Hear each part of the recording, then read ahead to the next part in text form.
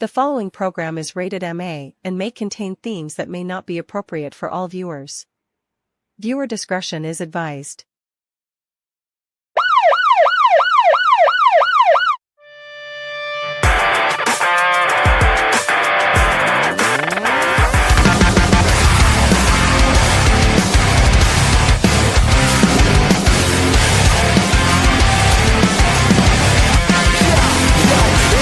On the block, hip-hop trendsetters, the school of hard knocks and that attitude era. Yeah, I just wanted to be one of the best, holding the mic as I'm yelling out D-Generation X. I will remember it. I never forget it. We've come a pretty long way. There's so much I can say. It's never really gone away.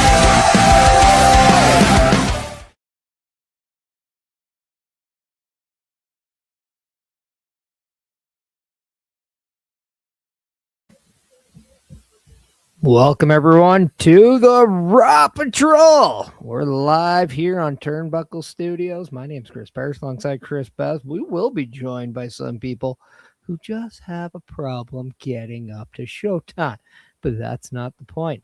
Live from Norfolk, Virginia, we got Monday Night Raw, and this is a very interesting one because a few things are kind of put out in the open on social media about concerning tonight's Raw. One being who the possible mystery our partner for Sol Ruca is, but nonetheless, we'll wait till it becomes official. But Best, how are you doing? Doing well, a little better than I was last week. Obviously, I missed last week's show, but I missed being on last week's show. I didn't miss last week's Raw. Yeah, we got a few matches here tonight. We got Dom Mysterio taking on Dragon Lee. Penta taking on Laredo Kid for the World Heavyweight Championship #1 Contendership tournament.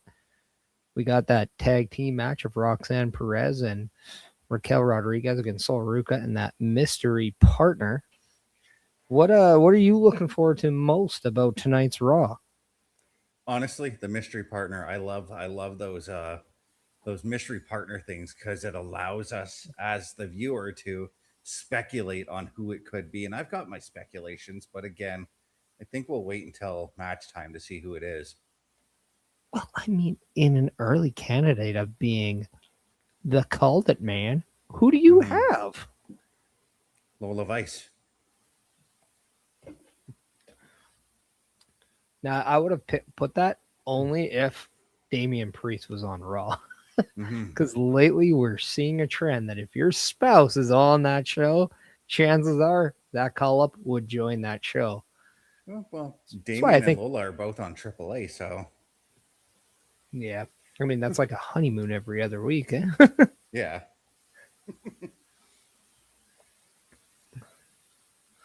But I mean, it's really kind of crazy when you think about it. Chelsea Green, Matt Cardona's on SmackDown. Montez Ford. Yeah. Oh, I mean, Montez Ford and Bianca are like the only ones, but Montez Ford was brought to Raw after Bianca stepped away due to being pregnant. So we'll see what happens when Bianca Belair comes back. But and in that same sense, Naomi and Jimmy Uso as well. To an extent, but Jimmy Uso's kind of going back and forth now for the better part of a year. Yeah.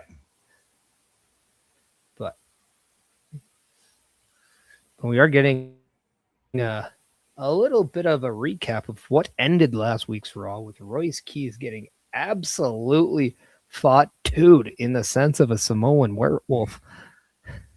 And Jacob fought too.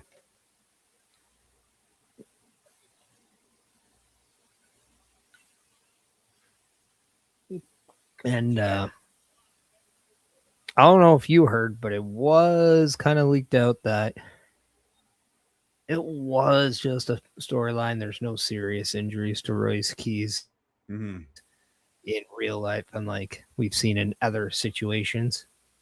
Yeah, so that's at least a very fortunate thing.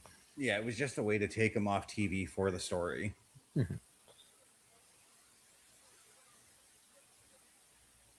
As Michael Cole is saying, he is out indefinitely. And Solo Sikoa is in the building. Is it safe to say that Solo Sikoa is more a Raw guy now? Yeah, I mean, I think so. I mean, I would just put it safely as Finn Balor was traded to SmackDown for Solo Sikoa. Yeah, because he's been on Raw more times than he's been on SmackDown ever since the MFT took him out Yeah, some weeks ago.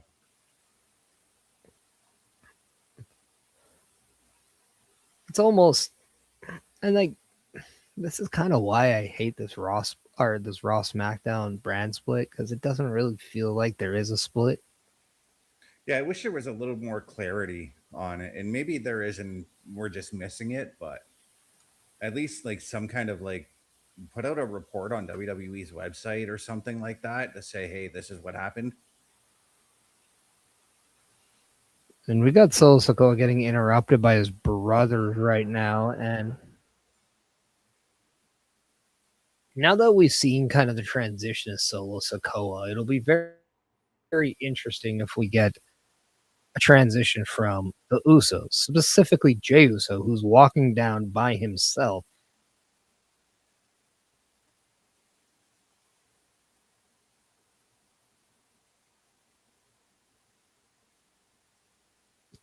Solo Sikoa has not moved from the audience. He is still just hanging out by the guardrails, acting like he has some water guns going pew pew And because Jay he is not, definitely like to mock his yeah, brothers. and Jay has not taken his eyes off Solo since he came out.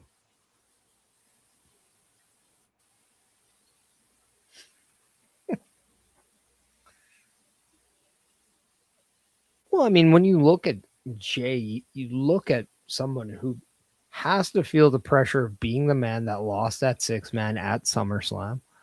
Mm-hmm. He's not the champion. He knows he should be closer to the title than he is right now. And then Mm-hmm. now he's back to doing bloodline business and dealing with his brother of all people. And the guy who beat him is now Roman's problem. Yeah.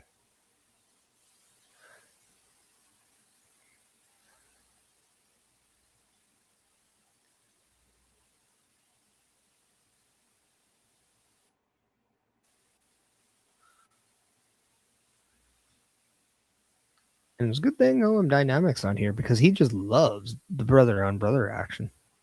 Right. But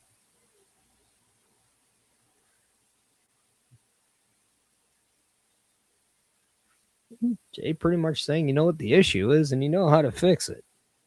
Basically saying, Solo, you're choosing not to be with us, so you have to be against us. Yeah, and I still somehow think that this is all going to lead to war games. I really hope it doesn't go to another bloodline war game match. It more But than likely sadly, will. I think you're right.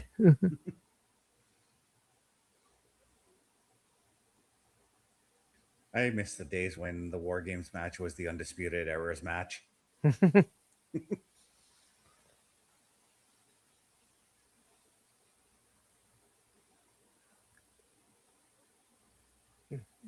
Solo basically saying he believes his brother fell off. He's won the Royal Rumble. He's won the World Championship.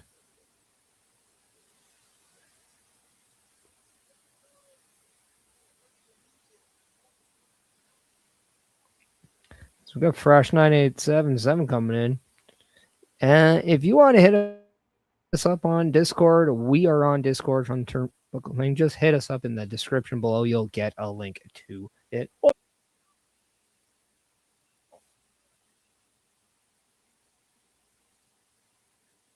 Because the way, I just always love that. You know why you're here? You know why you're here? He always makes that second one a question yeah, opposed to a statement. It's one thing Jay does well on the microphone.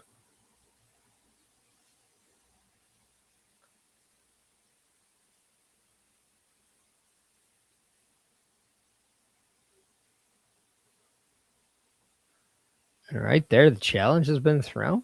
Jey Uso, Solo Sikoa tonight. And Adam Pearce is going to make that happen. Mm-hmm.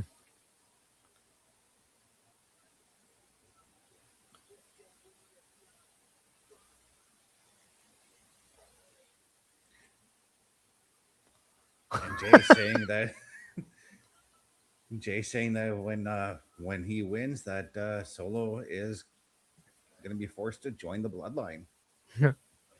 Goes to give his new trademark line. This is your warning shot. Bow.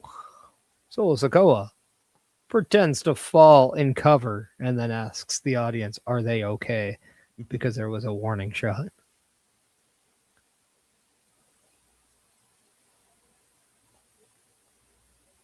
And Solo accepting the challenge. And Solo says, when I beat you, I hope you and this messed up family leave me alone.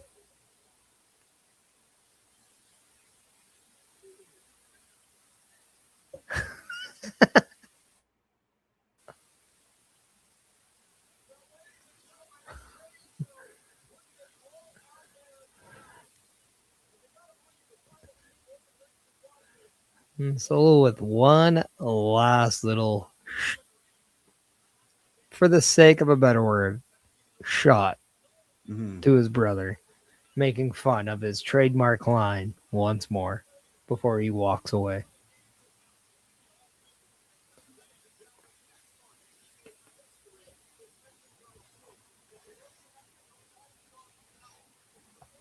Well, I think we know what our number one match of the night is. As Michael Cole's talking about next month, when the winner of this tournament faces Roman Reigns in Mexico City for the World Heavyweight title. We know Penta and Laredo Kid are facing off. Yeah, I can't wait for that Psycho Clown and La Parka match. Though. I mean, does this tournament really just feel like a way to put Rey Fenix versus Penta? Yeah.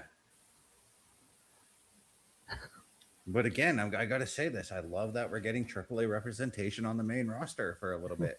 And I get it. I get why they're doing that, because obviously the Raw in Mexico, they want to make that a big deal. They want to attract the Mexican audience, and they want them to come back in case they do another Raw there.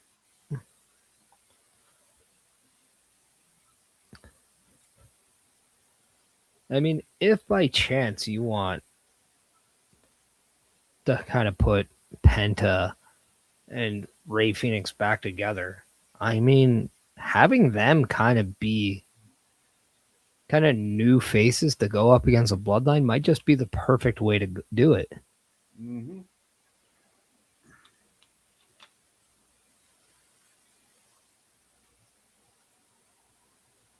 But before we get to this match, why don't we do a quick little message to our viewers and just let you know that sometimes we ain't Solo Sikoa, so we just need a little bit of help. A Turnbuckle affiliation program is looking for more people. If you have passion level for pro wrestling, sports, videos games, or something else, then Turnbuckle Studios is the place to be. If you have ever wanted to pursue content creation and want to join our team, then we would love to have you. Check out turnbucklestudios.org or contact us by email today, because your future is now, and we want you to tap in.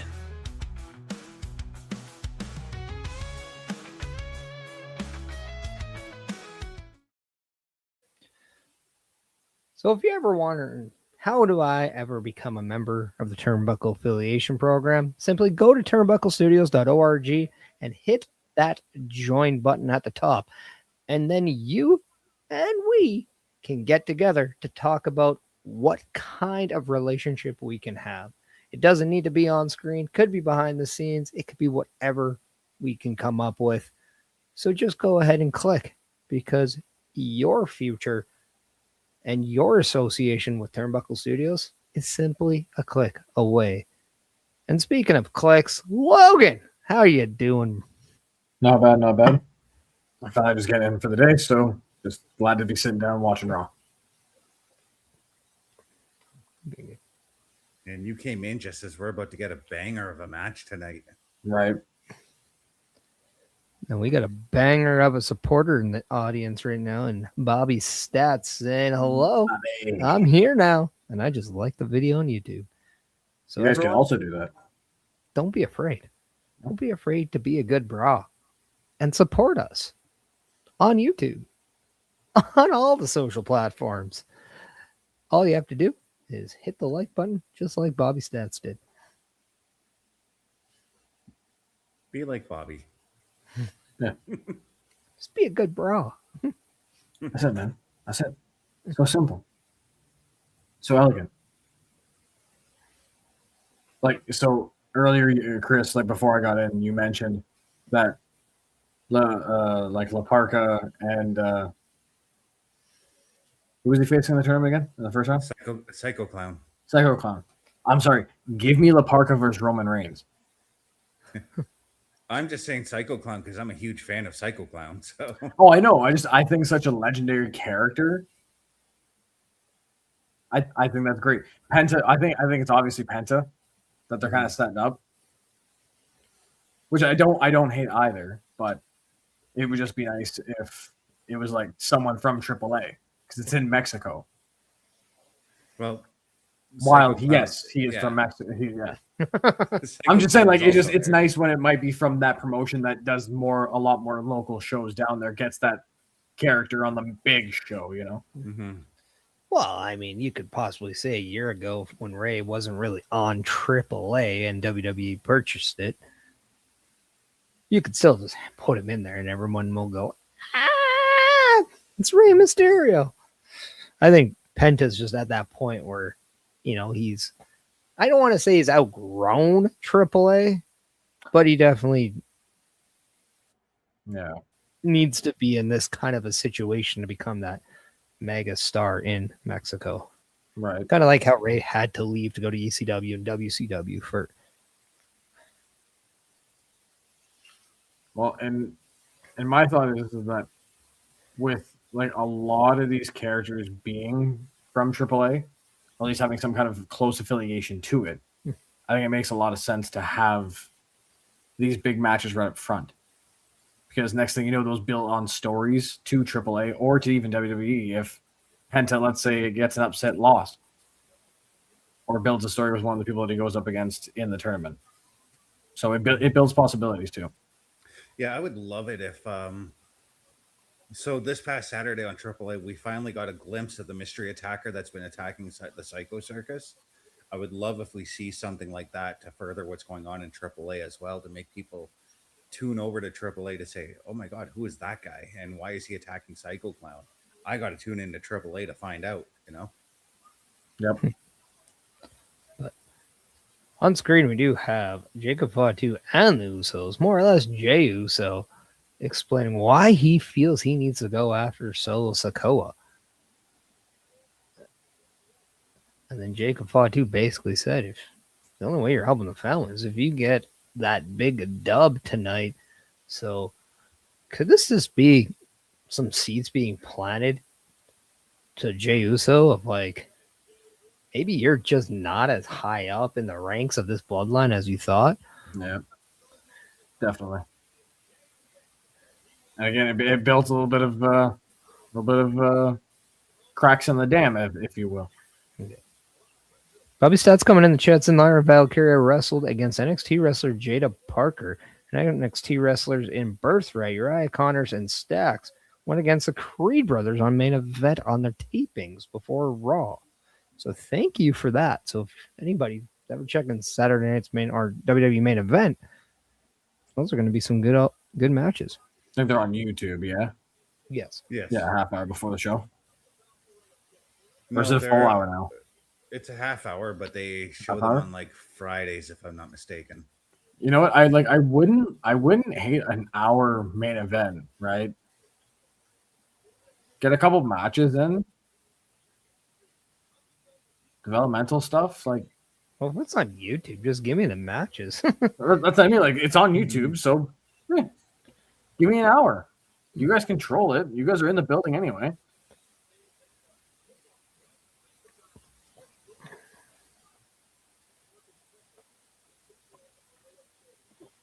As we see that side headlock on the other side, the traditional side in Mexico, where it's typically on the left side in North America. It's on the right side in Mexico. So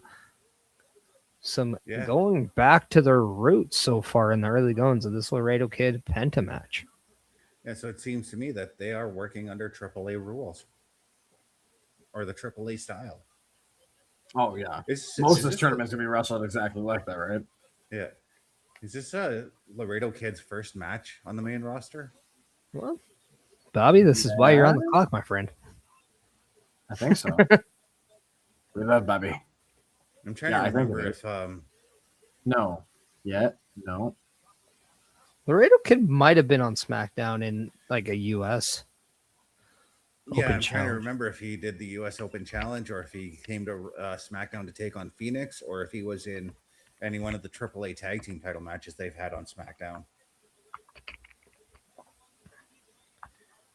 He did go up against Trick Williams. Nope, tonight.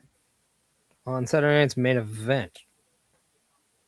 So, yeah, this is only his second main roster matchup. Yeah. But I believe that was the... it wasn't on the actual like main event. It was before the event started, like a dark match or like a kickoff match or something. Yeah, this is saying that this is his official debut on Monday Night Raw tonight. Yeah, that's what I'm seeing. I don't know if y'all are getting the same. Mm-hmm.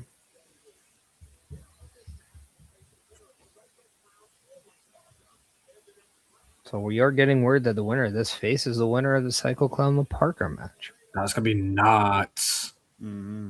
That's gonna be nuts. There's no way. We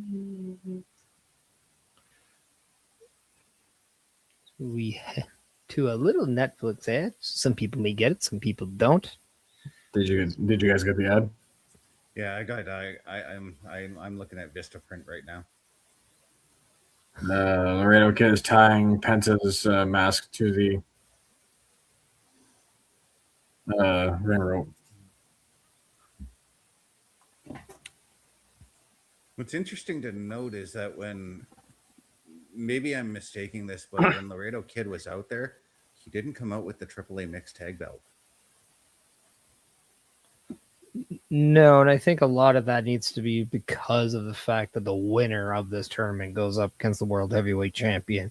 Mm-hmm. So I think they're trying to make the World Heavyweight title look like the big prize here. Yeah.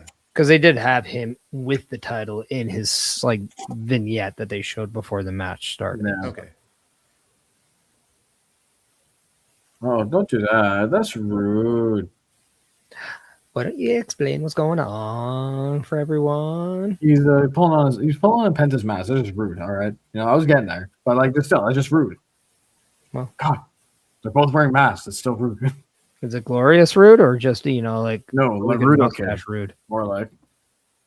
So it's Rick Rude. Yeah. Laredo Kid. That's what I think. So well, he is a Rudo, so he's not Naruto, but it makes sense. Bobby Stats has said Laredo Kid has done a match against Joaquin Wild in WWE on April 27th and main event on. This is why Bobby helps on the chat with that. It helps us so much. Mm-hmm.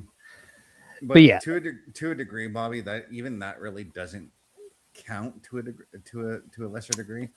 No, I think he's just stating. What all he's done so far, and obviously, like I said, he's had that match with Trick Williams to the U.S. title, but that might have been the closest he's gotten to a televised Raw or SmackDown. So, yeah, coming to the conclusion that this is his first Monday Night Raw match, well, it's like we still have a potential SmackDown match for him, but time will tell. But thanks, Bobby. We always appreciate that deep dive that you're doing to help us out.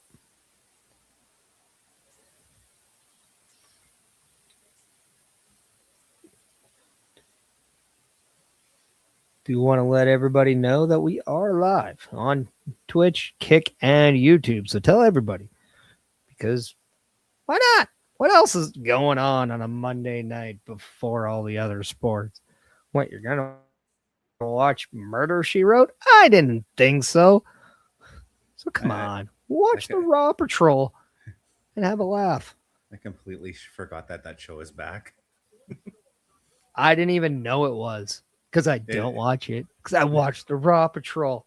And guess what? The Netflix side is done and we're back on live. We over the rope. Oh, right kick right to the face to Laredo. Oh, Penta to the back of the leg. Back over to Rose. Bang. First down. And we know like Penta is fresh off losing that Intercontinental Championship at SummerSlam to Chad Gable. This is his first match since that match. So like his singles match, that is. So and like knowing Penta like that, he hungry. He wants something. Like it's an important match for Penta as well. So absolutely, it's a very important situation for both men. Yeah. Do I hate the idea of Penta, beating Roman? If it's built right and it makes sense, anything's possible, right?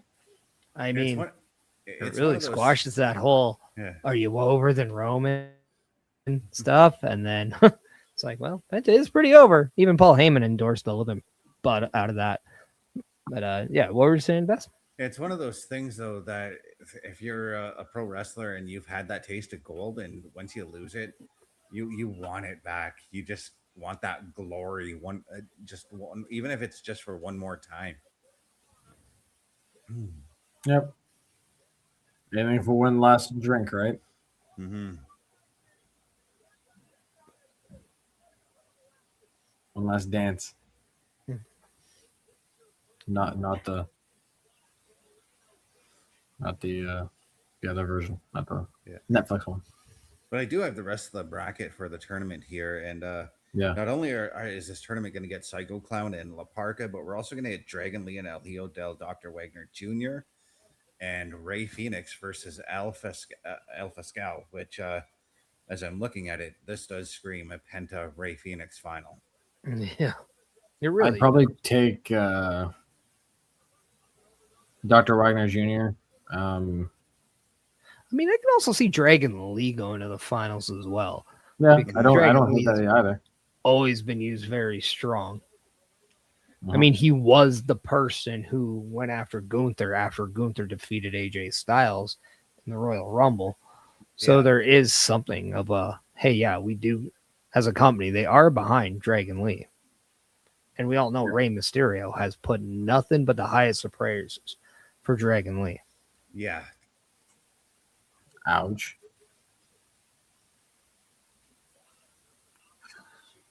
Slaps to the chest. Bare chest Laredo. Lit up hamburger meat style. Oh, forearms to the face. Never mind.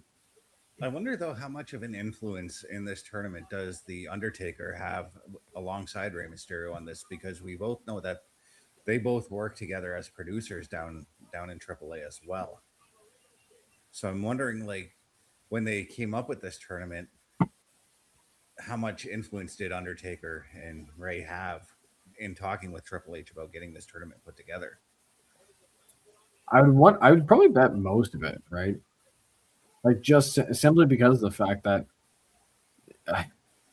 it only makes sense to have it wrestled underneath the AAA style, which apparently the Undertaker is really adapted well to.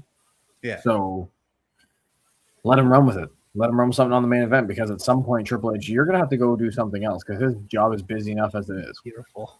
Yeah. Oh, that was beautiful. That was pretty. I mean, I think really you can look at this threefold. It's one, the winner of this faces Roman Reigns for the title on Raw, which we haven't seen Roman Reigns defend a title on Raw in a very long time. Yep. But it's in Mexico City, so obviously Mexico City and AAA are very known for one another. Mm-hmm. So would it make sense to have somebody from the AAA, the Mexico culture, that like kind of the Lucha Libre style, be the guy? Sure. And who is the biggest star right now? The active one is Penta by far. As we have just seen him get that win. Yep. Yeah. And I mean, that was a given to me anyway. I think to everybody as well, but yeah, for sure. But yeah, you could be looking at this as a way of like, okay, let's see what we have in Penta as we put him in the ring with one of our biggest guys and see what kind of magic comes out of that.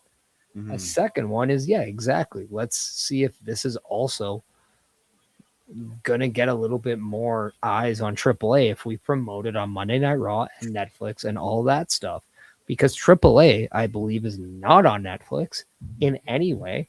And because of that, we could get some more eyes. So eventually when AAA, maybe if they're needed for a deal, like a network deal, there could be an internal push to say, hey, Netflix, people want to see us. Get a hold of AAA as well.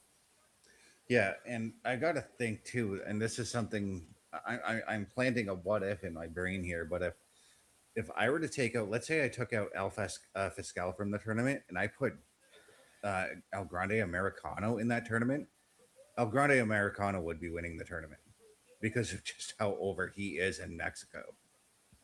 Sure, but I think this is their way of wanting to keep El Grande Americano focused on the AAA title.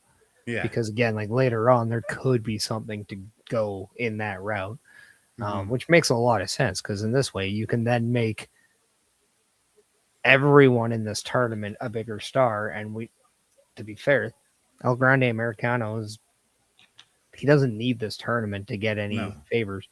He's not going to beat Roman Reigns. So.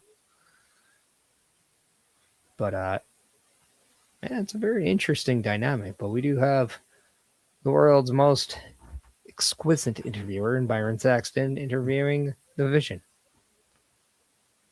And Logan Paul does not have a sling on anymore. Looks like his arm's healing quite nicely. Or maybe he just sent that sling over to Alexa Bliss because she was wearing one on Friday. And Alexa forgot to send it back to him. It might be a different size. Yeah, I would hope so, because if it's not, dang, Alexa. But yeah, they are talking about Austin Theory, who's got a match against Akira Tozawa coming up. Yeah, they're gonna nerf Akira Tozawa only 1% around here. That's crazy. Can't do that to my boy. He was a menace in Japan. Look at the stoic look on Braun Breaker's face, though. Probably wondering, He's where thinking did about I Oba. go wrong? He is thinking about Oba. 100%. Or he's probably wondering me, why did my little cousin get suspended in the NFL? Because nobody knows yet.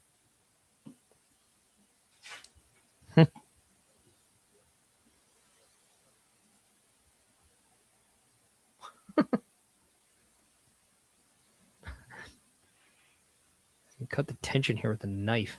That was a very awkward interview from Byron. We got Polar Knights coming in on the Twitch side. It's like, no, I'm going colorblind. Everything is fading into pink. Never mind. I see now. It is only Logan's shirt. Don't scare me like that, man. It's like orangey, actually. It does look. It does look. No, this is more orange. As shirt. Those who watch Friends. No, I watch Friends. I know the reference. On that note, hello, Jade. What have I missed?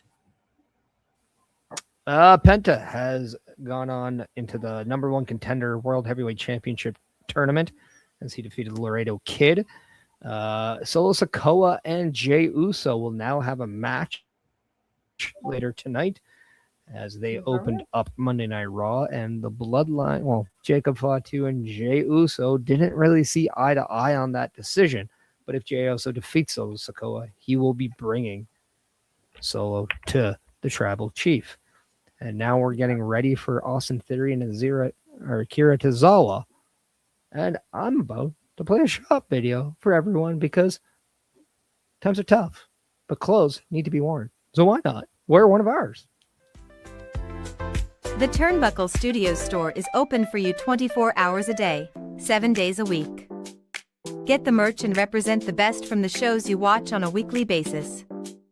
Multiple styles to choose from with over 10 products available. Don't get left out and pick up all your favorites today. Find us at turnbucklestudios.org. Yeah, recovery spot.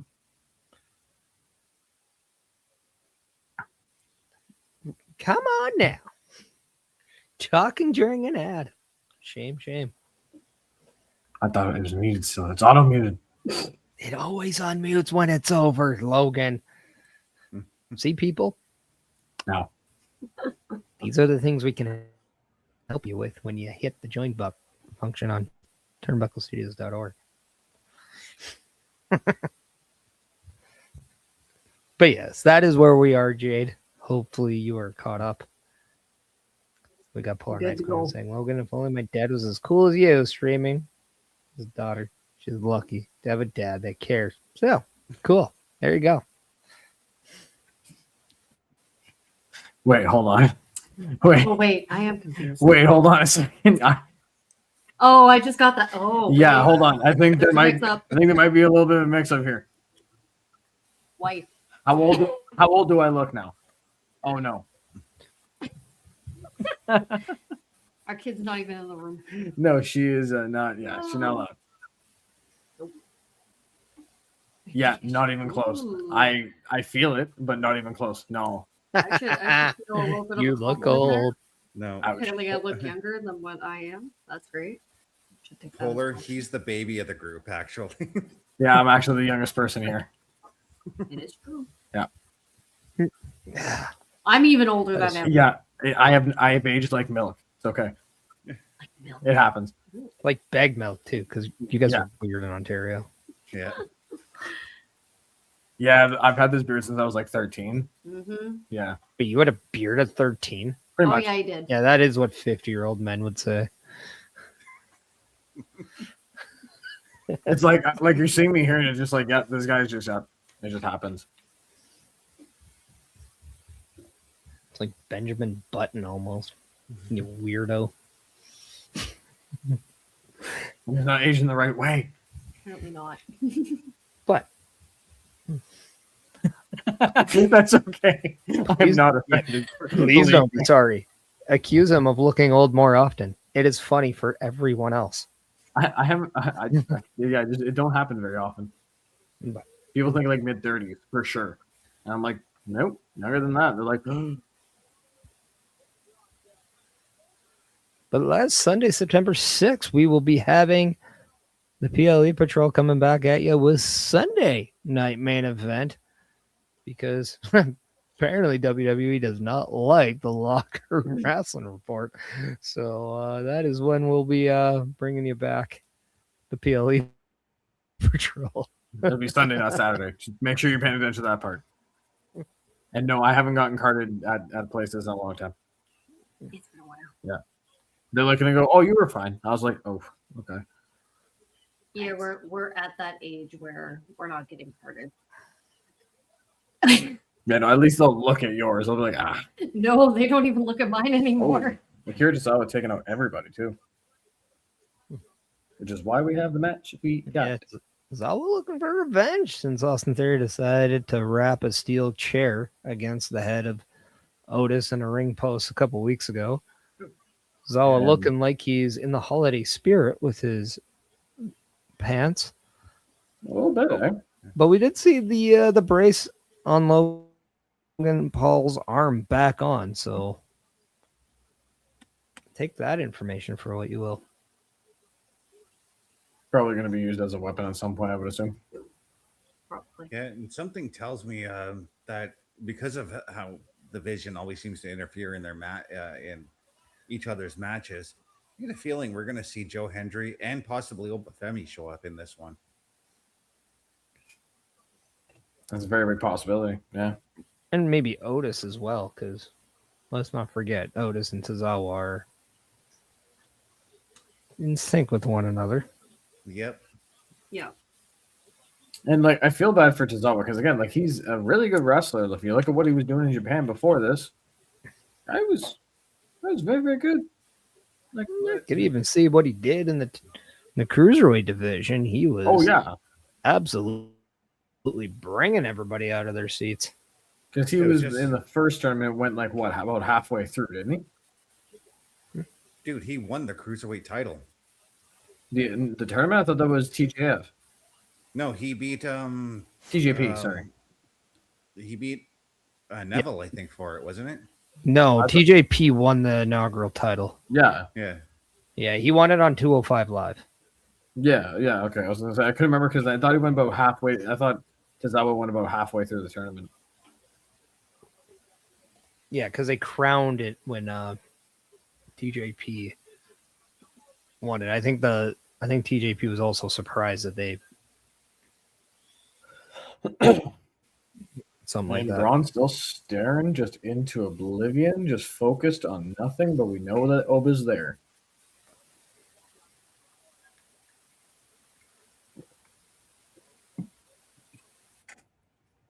I'll pass. I don't want to interview. No. Yeah, you're right. He did defeat Neville for the cruiserweight title, but it was on a Monday Night Raw in Boston. To be quite. Yeah, because I remember he lost it. I think it was a few days later at SummerSlam, if I'm not mistaken. I think so. Has to be, right? Could have even gone right back to Neville. Yeah. And apparently, we all sound so normal. We have to be Canadian. Yeah, we Polar are. says. Yeah. Yep. Oh, yeah.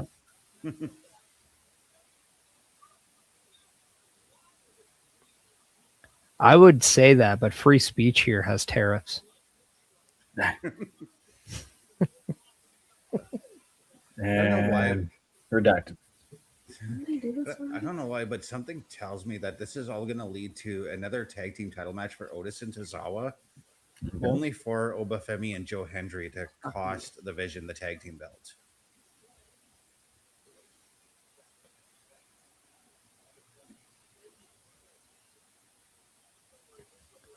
Someone would tell me that I wouldn't be surprised if Braun Breaker just waits his title run out and hands his title to Logan Paul.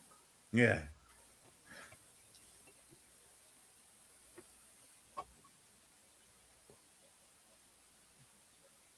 I just Yeah, like don't think... I could see him handing that belt back and just being like, I got bigger fish to fry. Yeah, he's like, this is beneath me. But they did at the same time implement the Freebird rule. So, Well, I think Braun Breaker probably looks at what's going on in the Vision. He could just look at, say, you know what? I don't even want to be a part of this stick anymore. I just want to get out of here.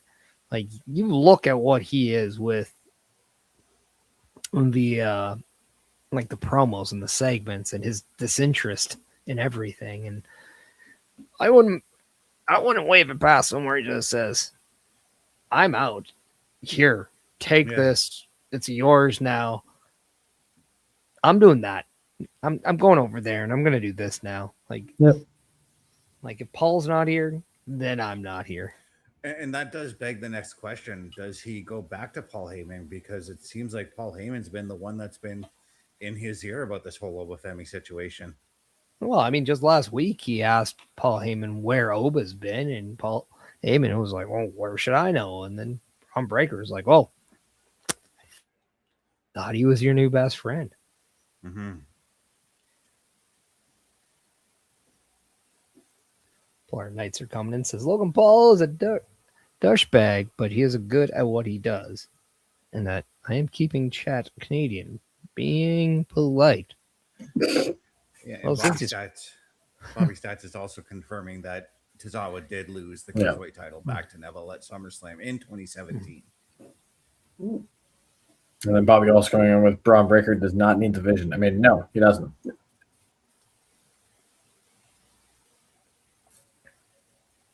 There, just stretching Tozawa's neck back. Ouch. I was say he doesn't even need Paul Heyman. I'd say he's pretty over. Yeah, but I would say give somebody like Braun Paul Heyman, because then Paul Heyman's on screen and he's being used to some degree, which I think is a travesty if you don't, because he's a great on-screen character to begin with.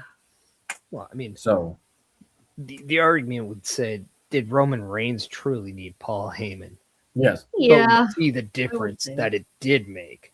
Did CM Punk ever need Paul Heyman? No. But we saw a difference that it made. Yes. Did Brock Lesnar really need him, or would he eventually be a world champion? No. Oh, yeah. But we saw the difference that it made. And then who knows? Had they kept on with it, maybe Ryback could have been a world champion too. Yeah, Curtis Axel. and that's where I think with Paul Heyman is he's a guy who knows how to put over monsters. Mhm.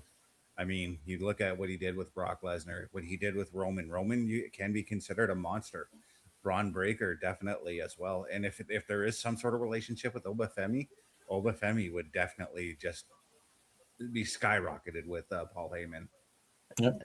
And let's not even overshadow the fact that he turned on both Paul Heyman and Roman Reigns to join Seth Rollins a couple years ago at WrestleMania. Yeah.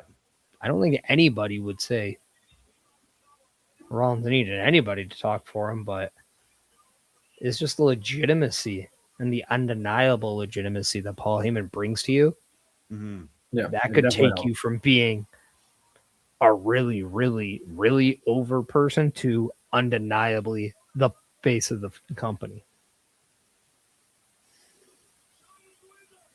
Oh, Tozawa with a big comeback here. Are they seriously going to Good. let him win? No. They should. Let him win. No, it's not Let him fortunate. win. They won't keep Let here. him win. Fuller Knight's coming in with looking at Logan and Jade. I'm getting the urge to watch her Enzo Degrassi. That's a show I haven't watched in a really long time. I actually forget most of it now. I haven't even watched it. I watched like most of it. I'm Canadian, but it was not my thing. Oh, kick to the face, Austin Theory.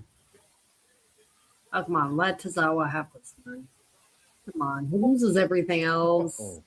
Oh. The forearm. Jade cursed. That was Tozawa. the perfect finish, though. Yeah. Not only a shot, but he fell on him just like Shawn Michaels would after a super kick. That was beautiful, the way that was executed. I know. That's fine. Very funny. Oh, Theory's getting just mauled now at this point. Here comes probably your Joe Hendry and Obafemi's. Yeah. At least Joe Hendry for sure. Maybe Otis. I wouldn't even be surprised if the Street Profits came back because they probably would want the tag titles back. I mean, where have they been lately? Montez Ford just had a kid. No, but I mean, like, besides, like, there's been no. Did they actually officially write Angelo Dawkins off TV, though? I think they kind of look at them as a package deal. Yeah, for sure. They didn't write it. It's one of those things where, okay, Ooh. we're getting officials out there taking Before the disaster this time. Look at you go. But yeah, it's one of those things with the Street Profits, and it's something they used to do way back in the day when if one member of a tag team got injured, then they took both members of the tag team off TV. Oh, there he is. There's Obafemi. Yeah. Oh, no. Oh, he just saved the midsection of Tozawa. Yeah. Right there. Tozawa buys dinner.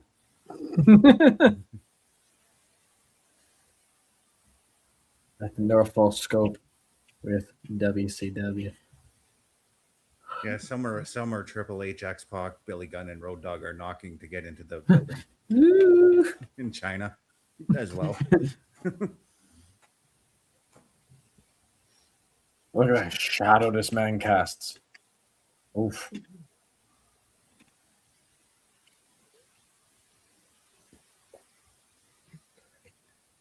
I'm glad they just told him, like, don't just like cut your sleeves off. Like, go up even higher. And that's kind of how I like tank tops now, like not being on like the shoulder. It looks boxy and weird. Well, it just makes the whole upper body look just gigantic. Ouch.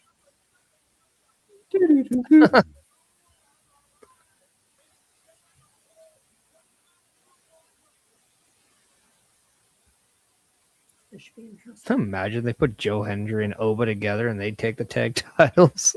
Right? Dang.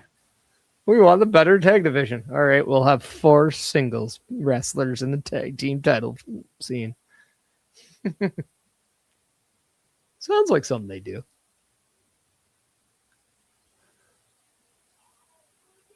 Oh, they ain't gonna let it happen tonight.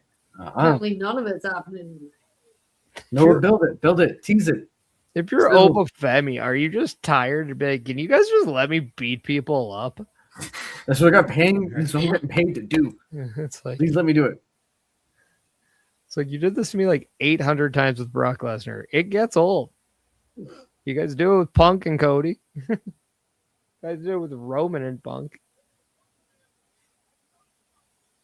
I'm just gonna separate them until No, but you know what? Sell the sizzle, not the steak.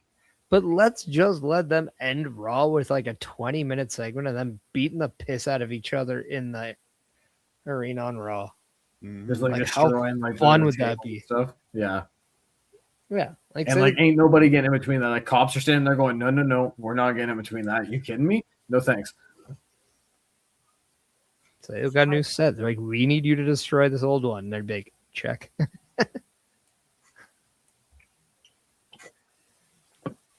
Kelly is now with Rey Mysterio, who's talking about the tournament.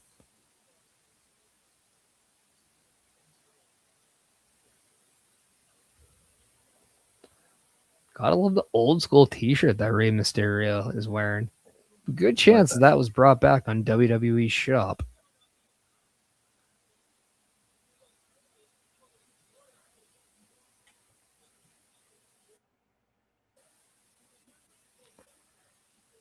As Dom Mysterio is upset that he's not in the tournament, but well.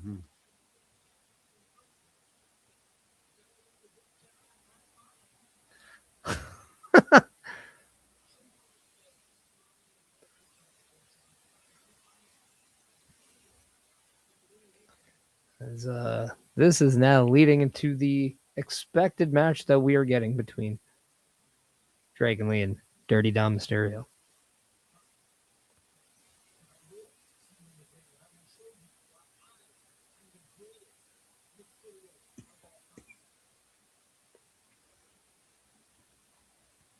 Crazy.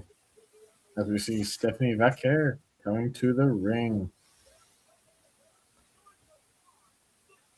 Sideways as a necklace. That's kind of cool. Now, it would kind of make sense if we have Dom and Dragon Lee, and Dom gets a win. He gets that momentum back. Then Dragon Lee can go to the tournament, get that win there. His momentum's back. I don't see a lose-lose scenario if that's the case.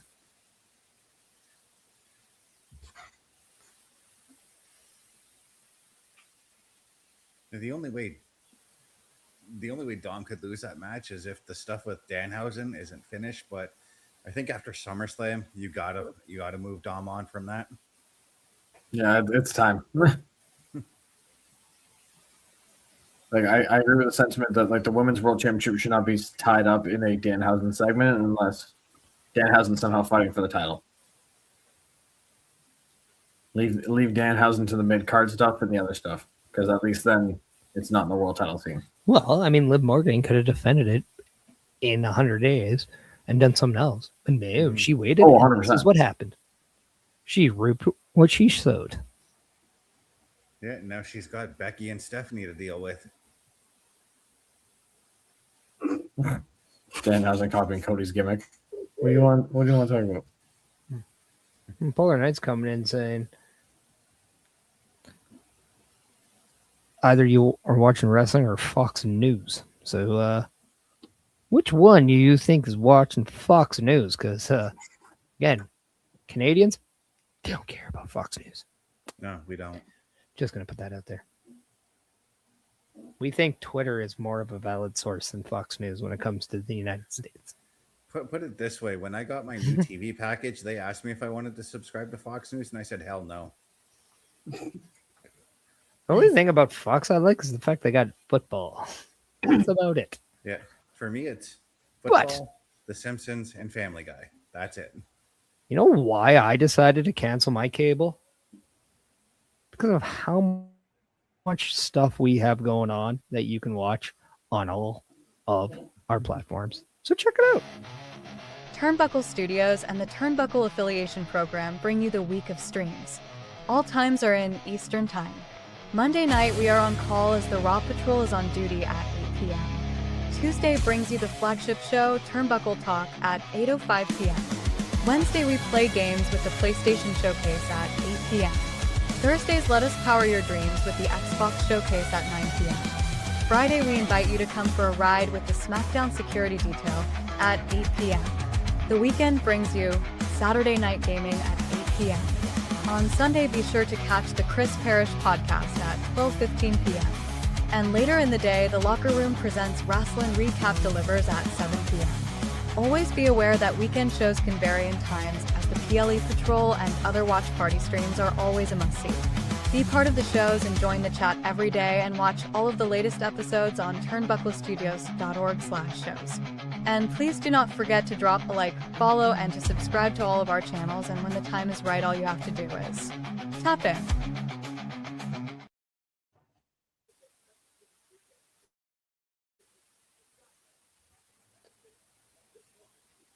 So let us know which one your favorite is. But until then, we're coming back as we saw La Primera, Stephanie Vaquer, who did make her return after being attacked by Raquel Rodriguez. So it's no surprise that she came back wanting a part of the Judgment Day females. Yeah, could this be the start to the women's War Games build, perhaps? Or I mean, I would gladly say I would put the 3 women in the Judgment Day. And man, I would probably add Jade Cargill and maybe even JC Jane on the heel side. yeah, and then on the babyface side, I would add Charlotte to that equation. Yeah. Becky and Alexa, and then maybe Tatum. Well, no, because that way I would leave Tatum and Alexa Bliss to go on with BFAB and Meechin. Okay. And then you have Charlotte going after Jay, because that's the clear of where they're going. Yeah. And then I think if you're adding JC Jane, you're probably adding maybe somebody like a Tiffany Stratton. So and then I was also going to say you could also throw in EO if possible, because I mean we got to get our annual EO dive off the cage with the trash can. Yeah, always gonna get one. Absolutely gonna get one. And it makes sense because we did see EO go after Liv Morgan. She still has they're 1-1. There's still a rubber match there. Yep. So she still has an unfinished battle with the Judgment Day. Probably coming in with, how about Lyra Valkyria 2 in War Games? I mean, yeah. I mean, that's a possibility, but I also feel like the stuff with Bailey may not be finished as well. No way. I thought people were saying that Bailey was done with WWE. People say a lot of things online. Doesn't mean that they're right. Yeah. There's been reports that her contract is ending later this year, but we still don't know if it actually ends or if there's additional injury time that gets added and it goes into 2027. There's just a lot of unknowns about the contract situation. Yeah, like I saw conflicting reports. I saw the reports that the contract's ending. I saw reports that she's negotiating a new deal. As we're getting Stephanie cutting a promo about her comeback and all the support that she received during it. And how many of you had her and Becky Lynch on the same side last week, both coming back moments away from each other? Guessed it right off the hop. She asked me earlier, and I was like, "Yeah, that's going to be the Raw after SummerSlam returns." Yeah, no word of a lie though. Like I had the same thought. Like Becky and Stephanie were going to come back, but when I saw Becky, like I didn't think they were going to come back on the same night. I saw Becky come out, and I'm like, okay, they're going to hold off on Stephanie, and then moments later, Stephanie shows up. Yeah. because like, and now she has like issues with numbers, right? Rather than always going up against one singular person by themselves. Mhm. There's a bit of a coalition happening, so that there's a real threat to Liv in her women's title, and even Raquel in her Intercontinental Championship. Yeah, and Becky herself said that, like, when she came out, she said to Raquel, "I'm done with the Intercontinental title." Yeah. And that to me also leads to, if we're talking women's war games, Sol Ruca is another one on the babyface side that you can possibly put in that match. Well, speaking of Becky Lynch, she's just not putting over the fact that Raw is going to be in Dublin. Nope. She also came back as well.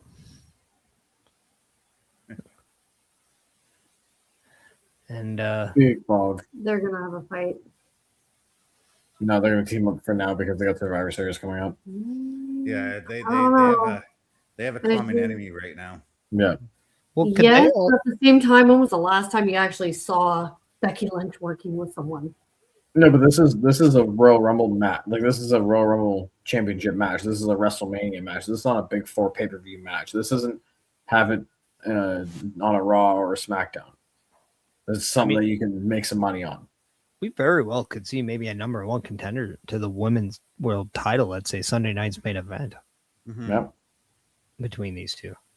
Yeah, and let's face it, lately, with the exception of maybe the last Saturday night's main event or main event special events in general, they've been giving us some very quality matches on those shows. Yeah.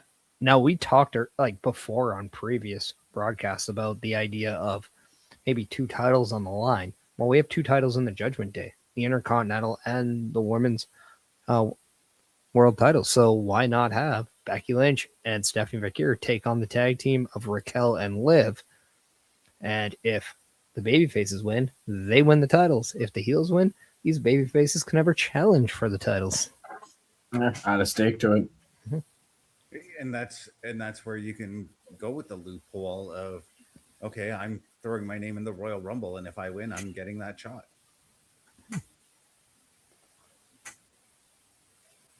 It's to go really old school. It's something they did with Lex Luger back in '93 when he did defeat Yokozuna in SummerSlam, but it was by countout. But the contract stipulated that if Luger didn't win the title, he could never get another shot. But he did put his name in the Royal Rumble and got that shot. True. Becky Lynch, though, saying that she looks at Liv Morgan taking the title back all the way to the mid-2000s. She's worked too hard in this division to allow that, and she's similar in Stephanie Vaquer. So some respect going from the man to La Primera.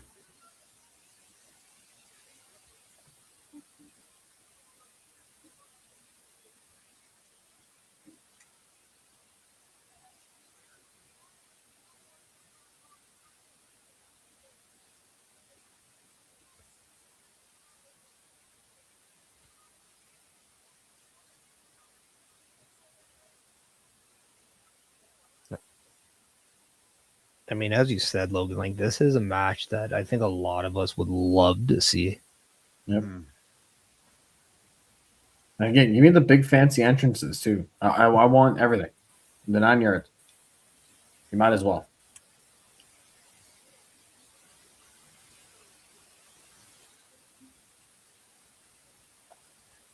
It's quite ironic that the Irish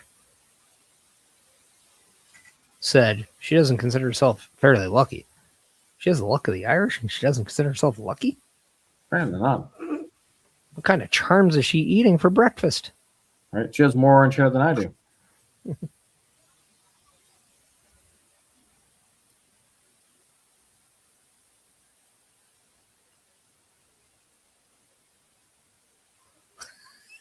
Dang. Stephanie don't care. That's the best. Respectfully, I don't care. Oh, the amount of times I want to say that to people outside of a wrestling ring is hilariously large. Yeah, I can see that.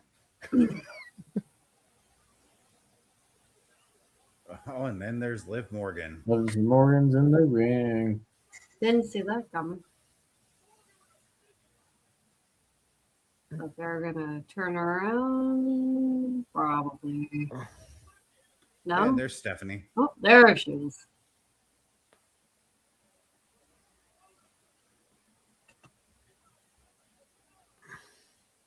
Ooh.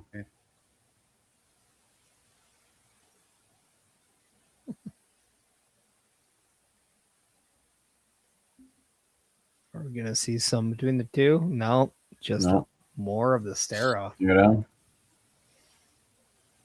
You know, I wouldn't hate if these two have like a Rock Hogan type build either. Mm-hmm. Like you can have Becky be in the role of a Rock. You can have Stephanie be in the role of a Stone Cold in this. No. I would love it. Just one. My way. No. Aw, baby clothes. And there's the announcement about Bianca and Montez having their baby. So it'll be a little while yet till we see Montez That's not back on very our screen, long, I have to assume. Yeah. I don't know about Montez. Bianca for sure. Yeah.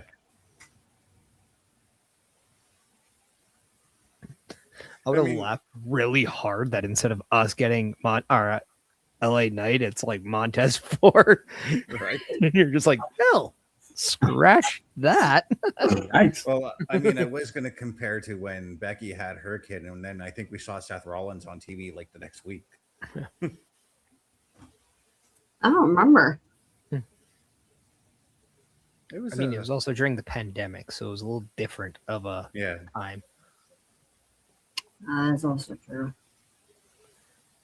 Yeah, there's a lot of things that I'd rather forget about the pandemic WWE.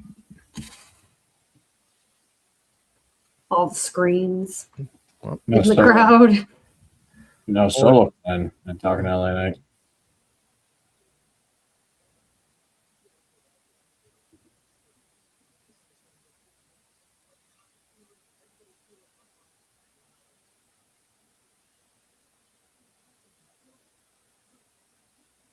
Night suggests that's like a one night only kind of alliance.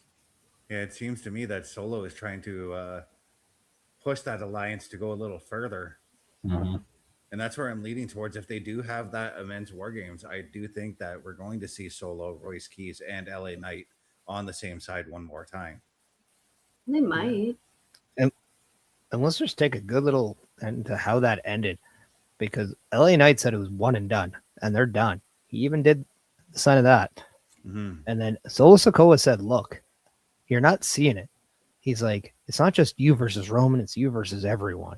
He's like, they're going to get me, and then they're going to go after you. He's like, I know you don't need my help, but at least I'm coming here and letting you know. So there is a guard being let down by Solo to LA Knight, and that is something that we have never seen Solo. Solo being a little more honest and helpful. It's been different. That's a bit of Solo swallowing his pride and saying, look, we need to help each other out in this situation.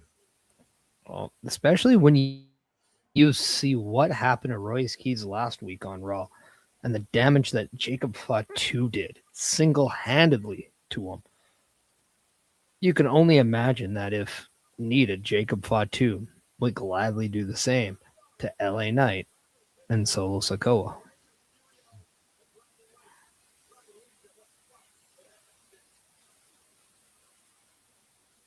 We're going to get Dragon Lee and Dirty Dom. Hey, dude, I'm still good. I love it. Heard. I don't like Dirty Dom. I'm sorry. The dirt stash freaks me out.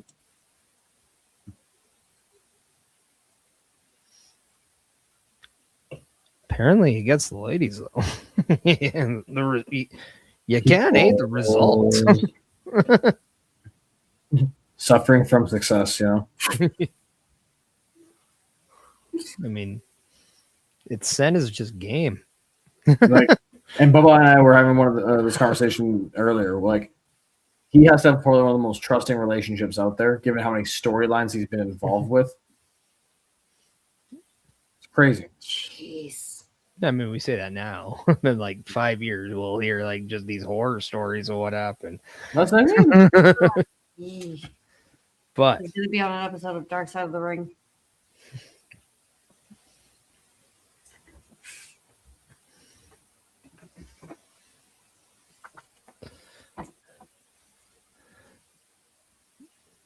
since we don't need to add into that drama, we can let everybody know about our drama. And that is we got a little bit of help in the forms of a tag team partner called Dubby. So if you want to go to w.gg and use the promo code TB Studios at checkout, you can not only enjoy their wonderful catalog of product, but you can also save yourself a little bit of money and support Turnbuckle Studios while you're doing it.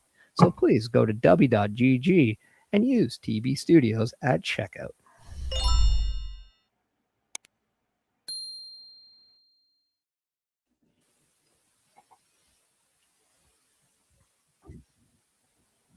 Got Bobby coming in saying, I'm having a good day today. Well, we're happy you're having a good day.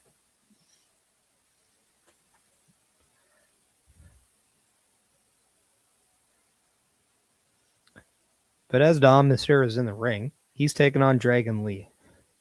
We can only assume there's going to be some implications to either shenanigans or we see something in the lines of, if Dragon Lee wins, does he get a future shot at the AAA championship? If Dominik Mysterio wins, does he have a stake of going into that World Heavyweight Championship #1 Contendership tournament? I'll put this over to Jade. What do you think? To be honest, I don't know much about Dragon Lee. As far as I've seen, I've never seen him actually go for much of a title shot, has he? So maybe give him a shot.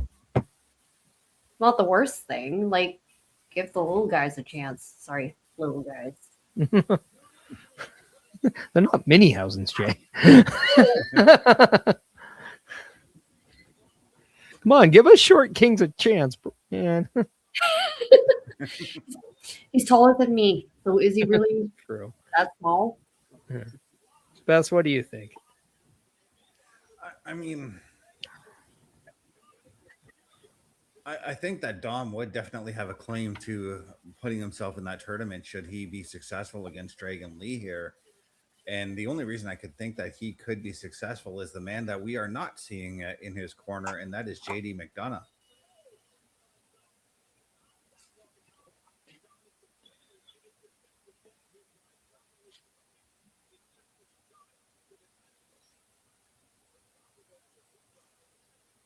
But at that same time, if we're not done with the Danhausen stuff, I could see Danhausen coming out and helping Dragon Lee get that win.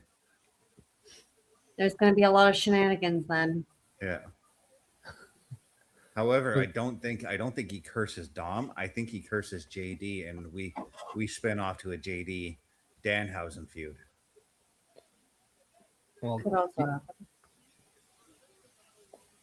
given how highly the segment and the match got by a lot of people with Dom and Danhausen, I would be hard pressed to assume they're going to run that back. Mm-hmm. Wouldn't be a bad thing. Shenanigans can be fun. And I think a lot of people are ready to see kind of Dom get away from the shenanigans and let, I don't know, Just kind of let him cook on his own like he's been in AAA right now. I mean, he's better in the ring than behind a curtain. That's for sure. Mm.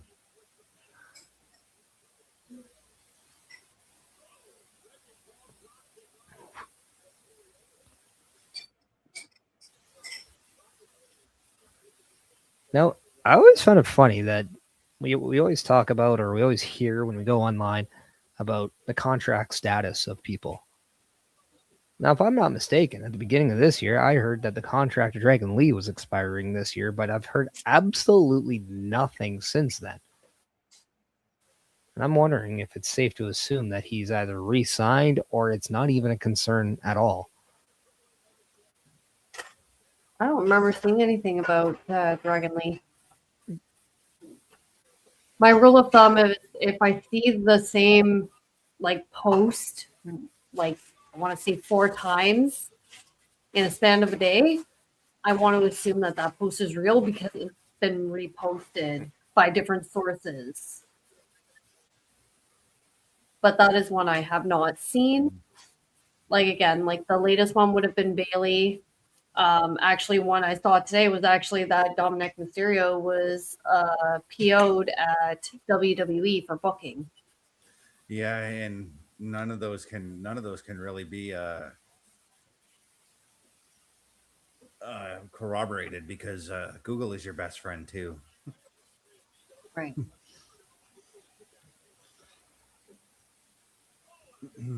Because the more trusted news sources are not really reporting on any of the stuff that we've been seeing across Facebook. Yeah.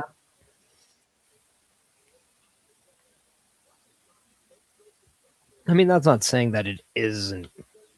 There's no truth behind it, but because I've always believed if there's smoke, there's fire. It's just who's to know if it's a big fire, small fire, like anything like that. Is it just like a little bit of a piece of like something you heard, or is it an actual story? That's stuff you never know unless you're actually there and you can say firsthand, this is what's going on.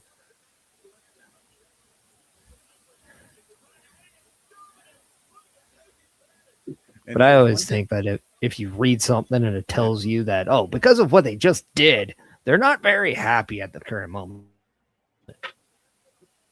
Okay, so wait 2 weeks and see if they're still unhappy. It's kind of how life works in general. But Bess, you're about to say something. Go ahead. I was just going to say there's one thing I'm noticing about the commentary tonight. They are actually promoting some of the storylines that are going on in AAA right now. Like they mentioned Dominik's most recent alliance with Dorian Roldan.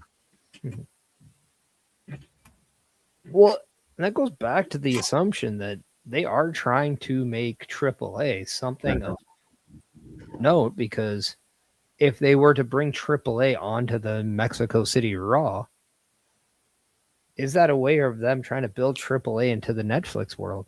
Mm-hmm. Are they trying to land AAA a television deal in the United States? Like, you can only wonder, because there's probably more money in it. And that just leads me to believe too that like especially with them having to move the first night of Triple Mania, something tells me that there is demand for it in the US. Mm-hmm.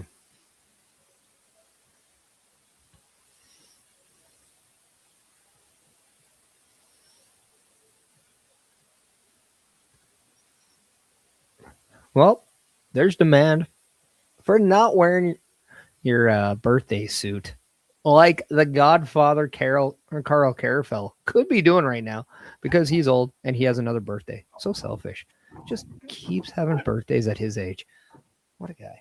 But nonetheless, we love him. We want you to celebrate his birthday by going and getting yourself a shirt over at Turnbuckle Studios. The Turnbuckle Studios store is open for you 24 hours a day, 7 days a week. Get the merch and represent the best from the shows you watch on a weekly basis. Multiple styles to choose from with over 10 products available. Don't get left out and pick up all your favorites today. Find us at turnbucklestudios.org.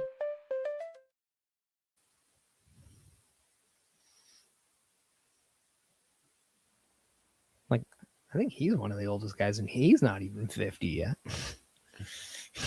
I think actually the oldest one out of our entire group is OMD. He definitely looks 50. So, yeah. I mean, he's so old, even his bald head thinks black and white. I hope he's doing well in his time off. He'll be back next week. unless he forgets, because old age and all. Yeah. Back. Gone twice. Hey, the show's back! Yay!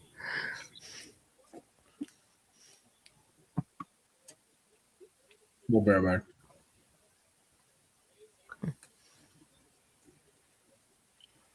Ouch! Right to the face. Barely taking over. Oh, take to the face.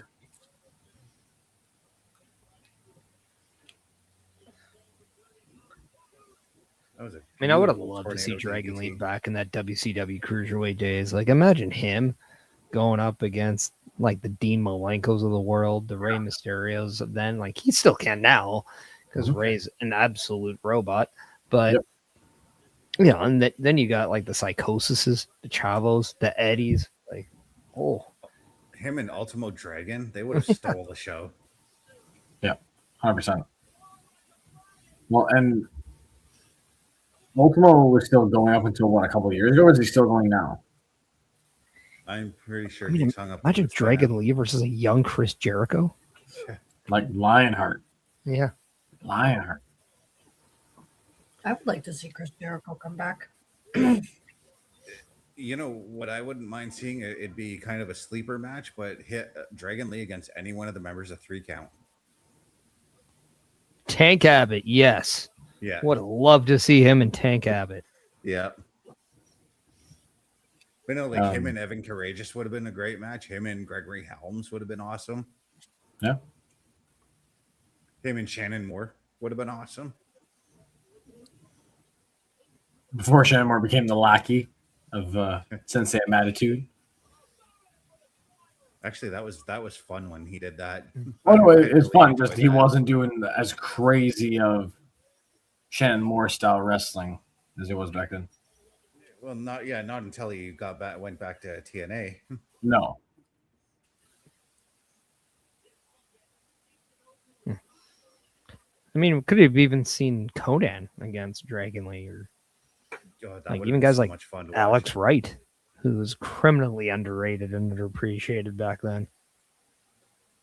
Him and Disco Inferno.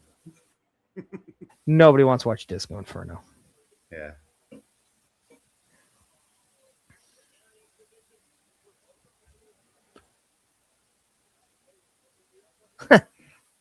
And even though he wasn't a cruiserweight, but I feel like Dragon Lee and Arn Anderson would have been a fun match too.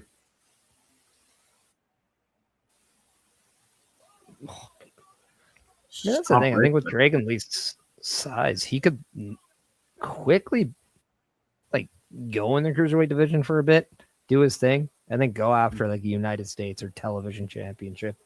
No? Yep. Oh, somebody just got Whoa! a souvenir. Somebody just got a free elbow pad.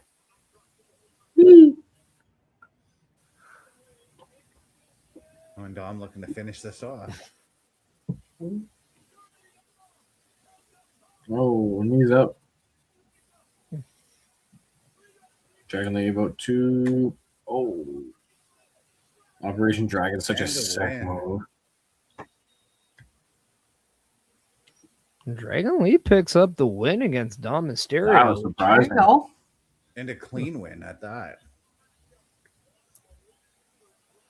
Like no interference from Dom or from JD or anything like that. Mm-hmm. But there is Big Cass. Yep.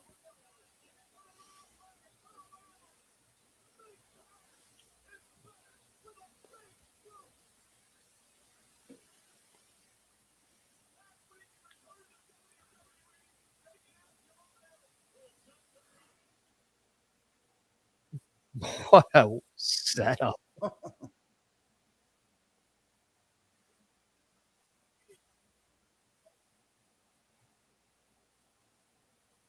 And once again, Big Cass looking dominant. And here comes Javon Evans. As we all know, last week, Big Cass attacked him. Javon coming to get some revenge. Oh. Oh, wow. Okay. I expected a squash.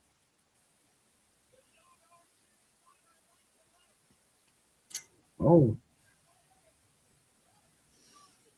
Oh, Oh, there's a squash. there it comes.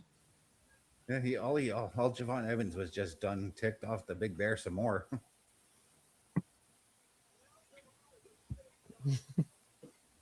Well, he's not sitting. He's not a duck, so that's rude.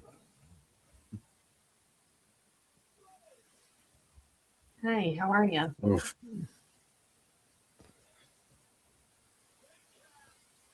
Javon Evans got a flat tire because he's no longer bouncy. Well, his head bounced off the mat after getting bounced off his Big Cass's shoe. Squish clunk.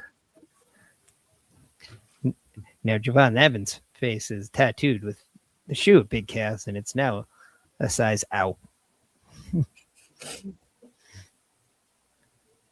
Now we got Sol Ruca. So I'm gonna go out. Just on a looks limb like and say Byron that- Saxon waited till Sol Ruca walked down the stairs and be like, "Hey, can I interview now?"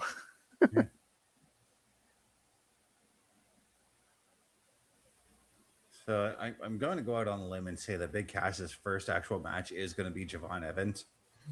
Yeah.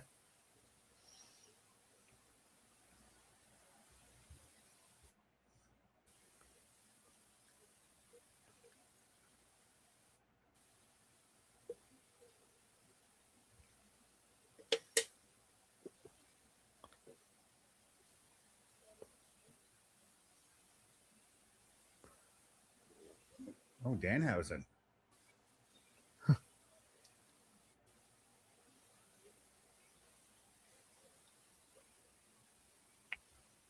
That's crazy. Dan hasn't gotten shunned. Rejected Hausen.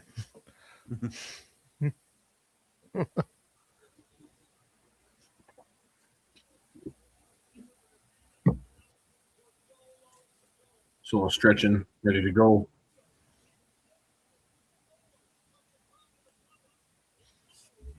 I mean, with all the rumors about Zilla Fatu possibly being WWE bound, it's hilarious of all people that he looks just like it's Solo Sikoa. Mm-hmm. Like tattoo on the other side of the chest. He does the spike too. Short hair. Like they almost look identical. Yeah. So could this whole storyline be a way of Solo bringing in Zilla Fatu? And then in order to secure a problem, like a Fatu problem, he has a Fatu situation. And, well, let's face it, all of their legal last names is Fatu anyway. Yeah.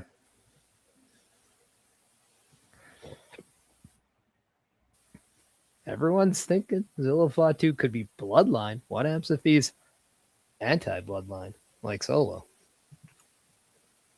And then you could put Solo and Zilla in the tag team division. It might be the first time in a long time that we see a Samoan debut as a babyface. Put them against the Usos? Mm-hmm. Like, who wouldn't want to watch that tag match?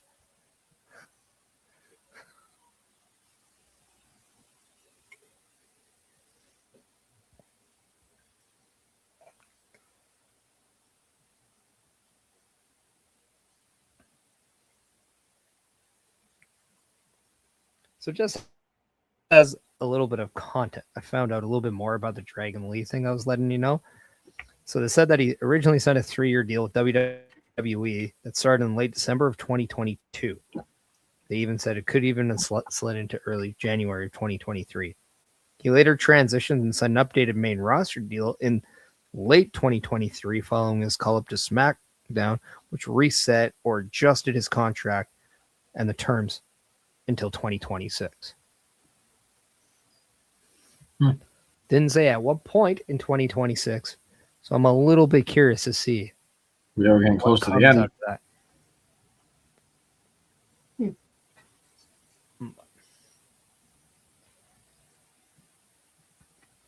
Just found that very funny that since everybody always likes to talk about people's contract expiring, there's not much about him. No. But Joe Henry coming out with another banger.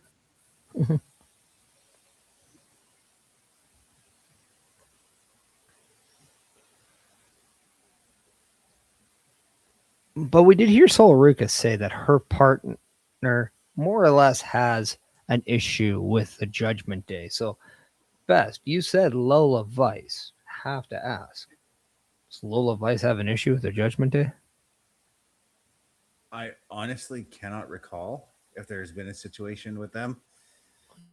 But I've just also heard rumors that she's been backstage with the main roster as of late. I mean, if we want a good little stretch, her significant other might have an issue with the Judgment Day. Yeah. But and then the 40th annual Royal Rumble announced to be going to Arizona. It's going to be in February 2027. Bobby Stats is saying, what if somebody like Jordan Grace? I mean, I'd be happy to see Jordan Grace doing something. Yeah. Laughing at LA Knight with the whole, I can wear the stupid tournament. You can put me in that, or in this mask, you put me in the tournament.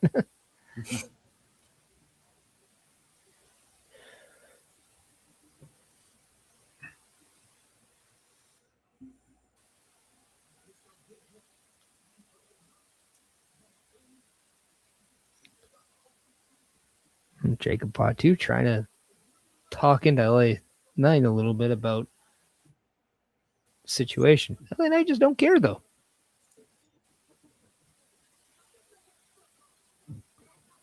Wrong guy. Yeesh. Oh.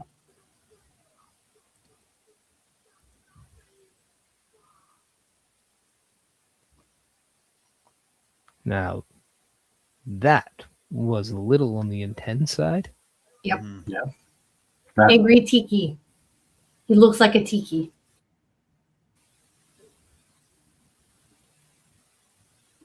Not bad. You would see it. But we are now going into tag team action as the women's intercontinental champion and the prodigy of Raquel Rodriguez and Roxanne Perez now make their way out to the ring. So we will find out that mystery partner of Sol Ruca. Yeah, and this is these are the moments that I get excited about, and so most of the time when it comes to mystery partners, I ultimately get disappointed with who they chose. It's a returning Alicia Fox. Nope. Hey, Myra Sade recently left TNA, so could be her. Could be. Maybe, but But given what Sol Ruca said about the Judgment Day, I think that kind of leads into a few categories. And only I mean, she said there's a lot of people, but I mean, it could I think guy. there yeah. are quite a bit of people that have a gripe with them. Yeah. So pinpointing it is a little bit more difficult. And then let's go to the game. So Ruca coming out next. Not want to take them on in a handicap match in any way because that would be nuts.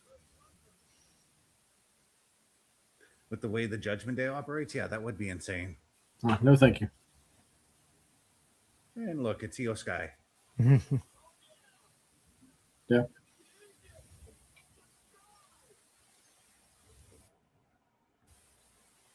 I mean, they didn't. WWE did not make that like dramatic at all. No. Just gave it to us. Here you go. You can have it. But they're acting as if she's returning, and she's only missed like what, 2 episodes of Raw, maybe. Something like that. Yeah. Hey, Roman Reigns got graphics for that. Yeah. He might even get one for next week. Right. It's very possible. No, Roman. Bit of a diva. Likes his entrance. But I do got to say, I do like this pairing because their styles should mesh well together. What I like it too, in the sense that it allows Io and like, I don't think Soul is the best person to necessarily bump for somebody like Raquel. That's what Io's bread and butter is. She's amazing, if not one of the best going right now on making your opponent look good in a ring. Mm. So I love the fact that like we have that, but I mean, I wouldn't hate Io Sky in the Intercontinental picture. I wouldn't mind her and maybe Roxanne Perez having a little bit of a thing moving forward. Yeah, I've always said like I know that a lot of the women's matches we get lately are just women who are fighting for championships. I would like a couple of feuds for the women just solely for the fact that they hate each other. I mean, there's those types of relationships. I mean, it just so happens there's titles involved. Yeah, and that's what I'm saying. Like I wouldn't mind two women fighting, not necessarily for a title, but just for the fact that they hate Just each to other. scrap it out. Yeah. Yeah. And that's really why it's very vital to keep the Judgment Day trio together, because if you don't put a tag title on them, only two of them can be champion like we have now. Mm-hmm. That allows a Roxanne Perez to have something like that.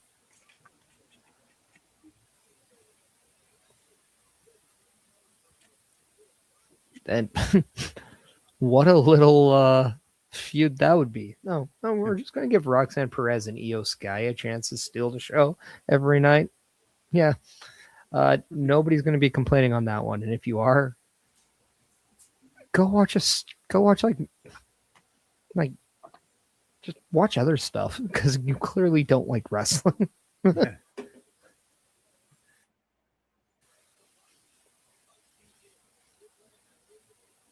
Or the Bleacher Report, because it apparently doesn't like to grade women's wrestling well because it knows wrestling. C+ to Io and Liv.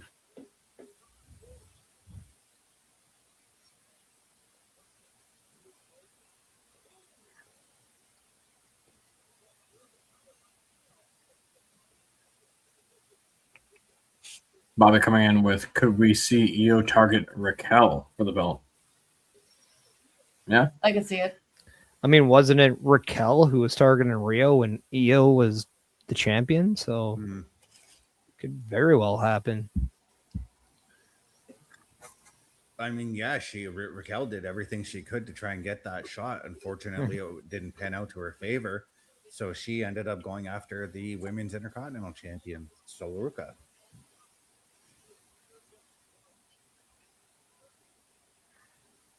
And it did get to a point that we did think that Raquel could have very well been the one to take the belt off of Io.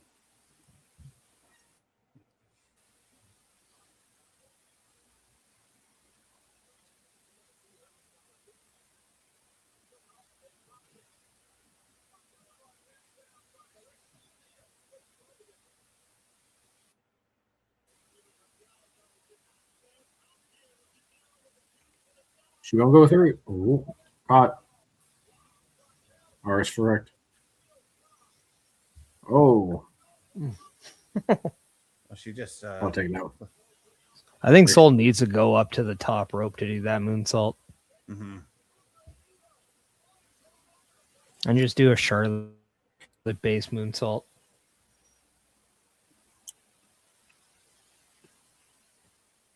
I think there'd be a lot more longevity out of her knees if she does something like that. Maybe her neck as well. What?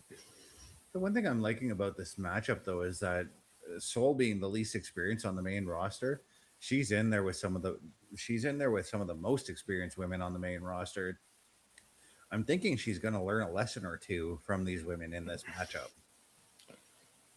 Oh, totally. Like, and I think too that's kind of the point. Like, I understand why she was moved up.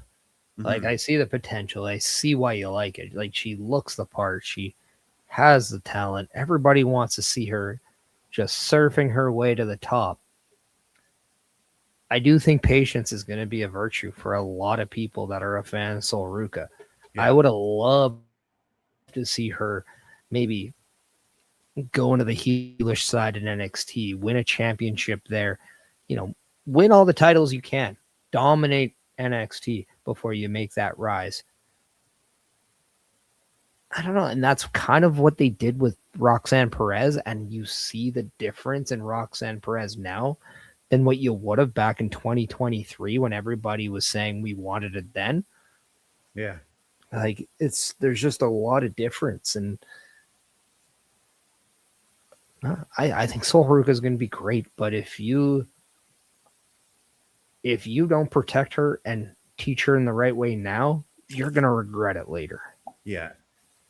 I kind of look at Sol Ruca as a call up. Like, even though she did win championships in NXT, I kind of look at it like how they pushed Liv Morgan and even Alexa Bliss up to the main roster. We all thought they weren't ready, but they let them cook a little bit on that main roster, and now look at them.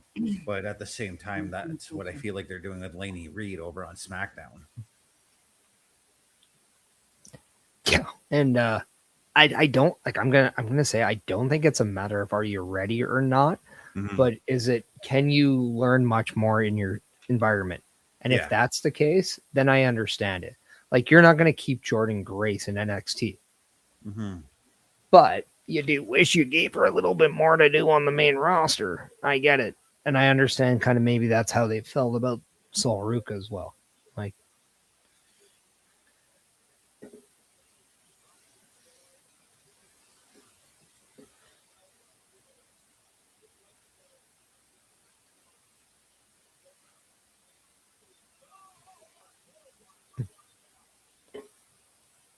Well, one thing she definitely is picking up, though, is how to take a proper ass kicking, because she is just getting rattled by Raquel right now. Yeah, woman handled, as it would be called. That's why I said rattled. I wanted to prevent that phrase. That was a great way to get out of the suplex with the X Factor, basically.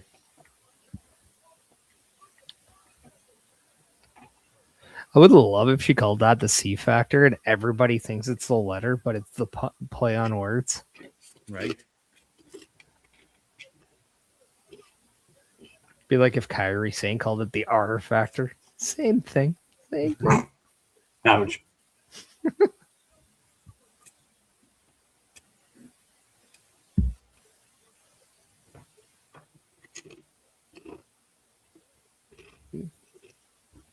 I do want to start seeing these other call ups from NXT start getting more of a more work, more storylines, because there's like quite a few that don't get seen on TV that often. Like, how long did it take for Royce Keys to show? Because I didn't see him very often until a couple weeks ago. Yeah, he was brought in a year ago, or at least before WrestleMania, I think. Yeah, he made his debut at the Royal Rumble, and I think it was a shot just to wait till that. One of the big issues is if you debut at the Rumble, or if not right before WrestleMania, there's generally the plan for WrestleMania is already set around that time. So it's just like bad. Like, that's why it sucked for Matt Cardona when he came in the way they did. There was no immediate plans for him, but it was like, okay, but the time's right to bring him back, or else he'd go somewhere else. And that's unfortunate. And then the worst thing about wrestling is that since it's always ongoing, things always change. When they say card subject to change on a poster, trust me, that's more accurate than card subject to change in the locker room and with creative. Yeah. Because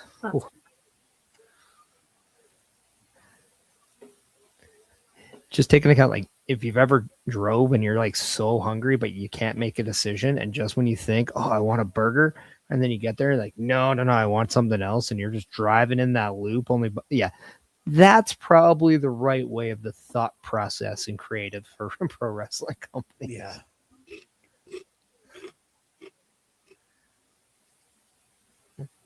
I mean, I've been in locker rooms where like we thought we'd have storylines set in stone, but then just before they head out the curtain to the ring, the storyline changes.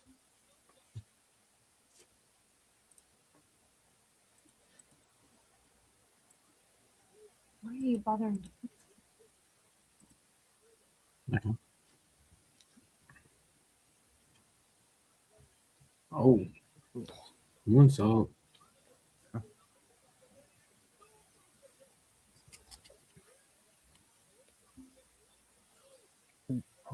What I'm loving with the girls right now is there is absolutely no second thought to just should I or shouldn't I just kick or punch you right in the face. Yeah. And it's fantastic.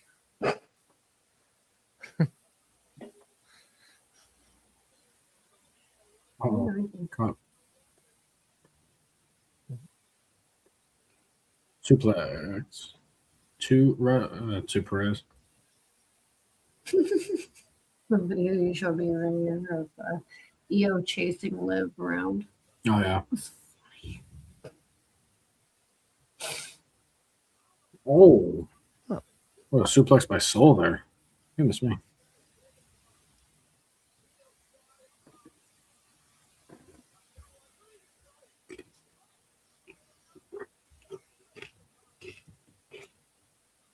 Ooh, that's different from you. Well, that was a picture perfect Asai moonsault. We were talking about Ultimo Dragon, who basically perfected that move earlier in his career as well. Mm-hmm.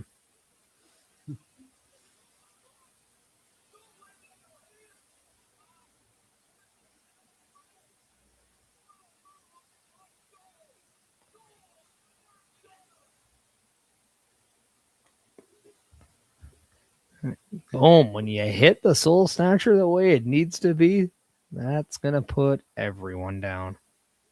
Yeah. And I think the right woman went over in this one. Yeah. I mean, if you don't have Soul Ruca getting the pin, then you don't care about her wanting to get the title back. Mm-hmm. Yeah. And now she doesn't have to go through Roxanne because she's like, well, I pinned her in that match. And I would love to see a rematch with Raquel and Soul. I think that's the right move to go. Because even if you don't want to put the title back, you got to close the chapter out properly. Yeah. Yeah. And you can spin Roxanne off onto Io Sky. And it doesn't have to be a match that ends at like Sunday night's main event. It could be something that they do on an episode of Raw. Yeah. And like, again, who's going to complain about consecutive matches of Roxanne Perez and Io Sky? It's like, oh. Right. Shouldn't be.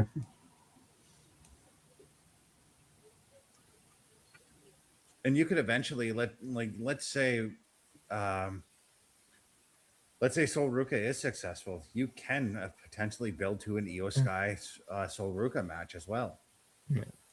And once again, Paul Heyman backstage and Braun Breaker approaching him. And interesting to note, I believe that is Lyra Valkyria in the background. Mm-hmm.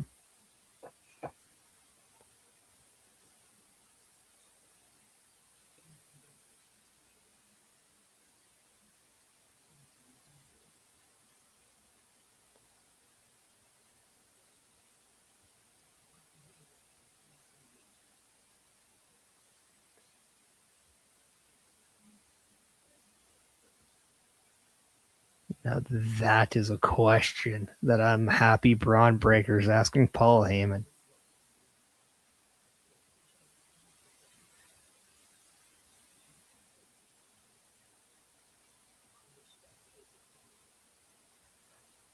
Braun Breaker asking Paul Heyman if he can ask him a question. Mm-hmm. And that question was, do you think Obafemi is the future of WWE? one question. Braun Breaker will find out just where Paul Heyman and Braun Breaker lie. Yeah.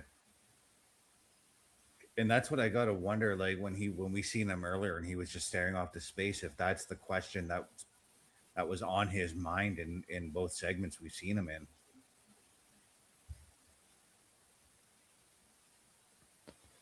And Braun is doubling down and asking again.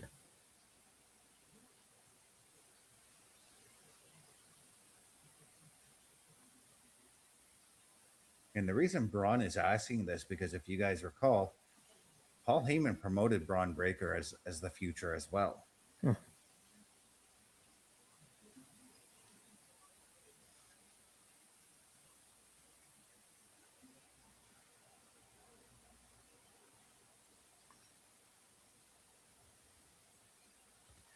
And Braun Breaker, I don't think, is getting the answer Paul Heyman is given. But he is definitely hearing the words that Paul Heyman does. And Paul Heyman, if he knows how to do one thing, it's talk his way out of a situation.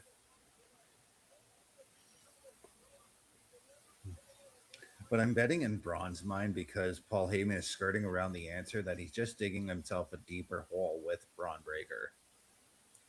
Yeah, and like I wonder if he underestimates the thought process of Braun Breaker, and that he doesn't see through the fact that when asked twice, Paul Heyman still didn't give him a yes or a no question or answer. So you have to wonder if Braun is now thinking, all right, maybe Seth in a weird way was always telling me the truth.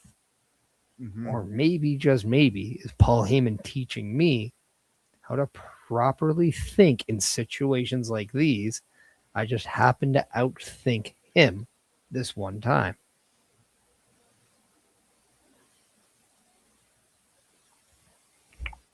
The story can go so many different ways with that too. And that's the nice thing, is to keep it open-ended so that things can continue normally and flow easier. And the question there is, when will we get that proper answer?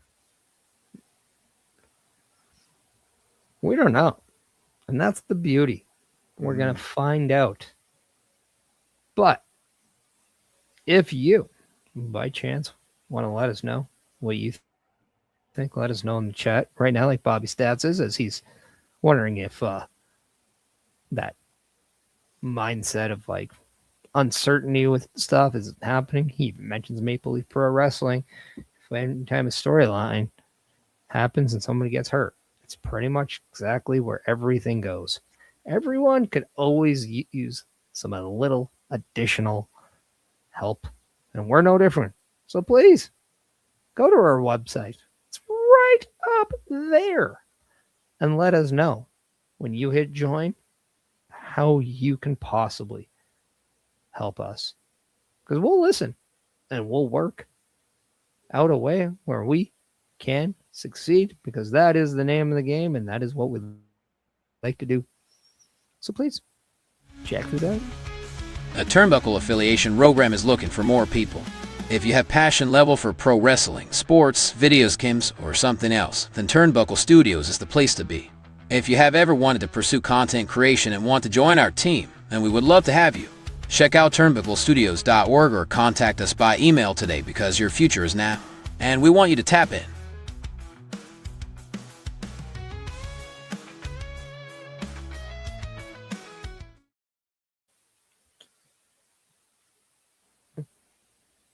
So we're ready to embark into most likely the main event match, as we're seeing. We saw Jey Uso get ready.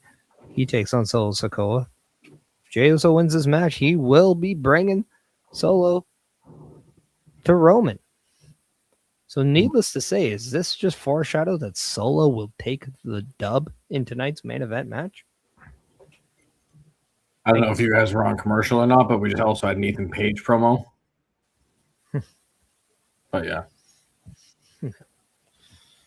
Now, enlighten everyone who maybe didn't get to see that. What did Ethan Page say? More or less, he was talking about how people, the fans are going to be off the boat because the boat's setting sail on Ethan Page and Rusev and all the other stuff that's been going on with them.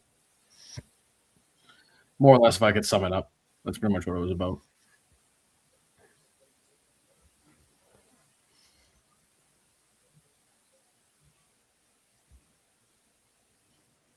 Chad Gable backstage with Penta and Ray.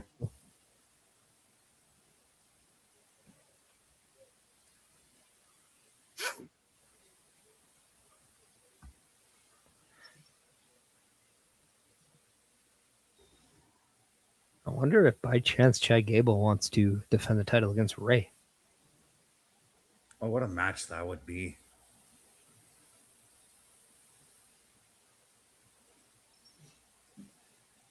Wow. As you just said it. No way. Yep.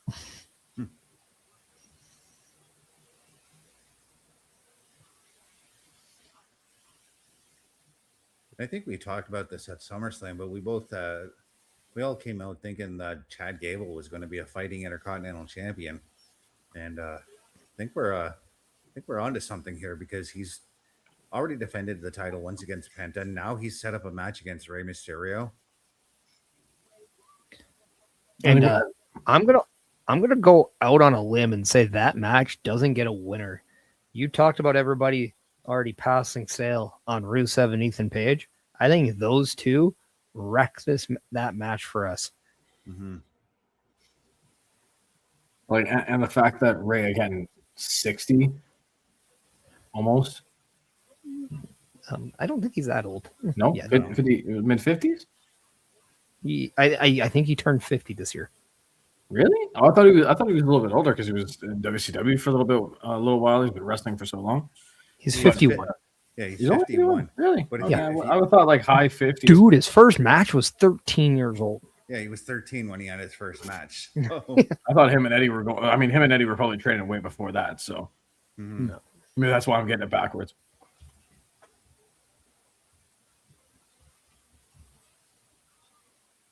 And here we have Lyra with interrupting Soul and EO's celebration of winning.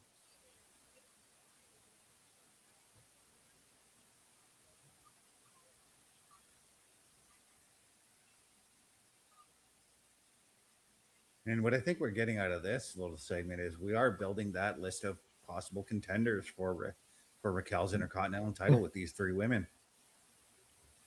Yeah. I mean, you might as well build the division, your mid-card division, your singles mid-card division, that is.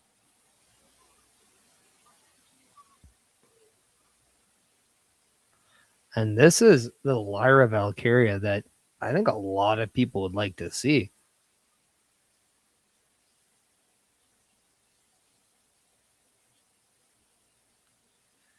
And I think this could be your direction for Sol Ruca after the Intercontinental Championship.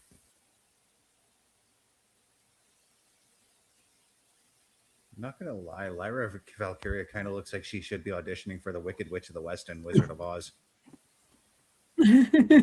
Sorry, you were just like, ew, is she okay? I love you. That was funny.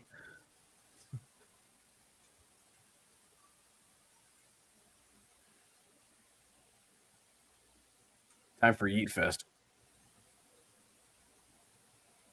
It seems to me with Jey Uso and this whole Yeet thing, he only seems to do it when he has a match coming up. Which I'm fine with, because I don't think we need it when he comes out to cut a promo. No.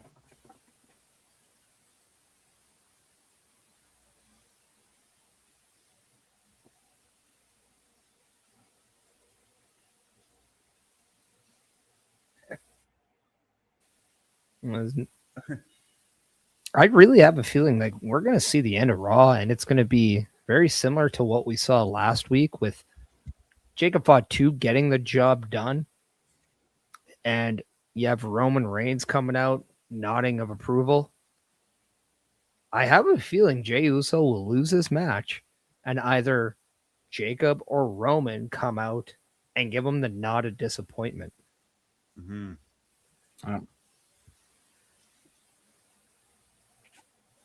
That's the whole idea that there's cracks in the foundation. Yeah. was kind of interesting to see Jay Uso doing the yeet with a fan who was wearing an LA Knight shirt.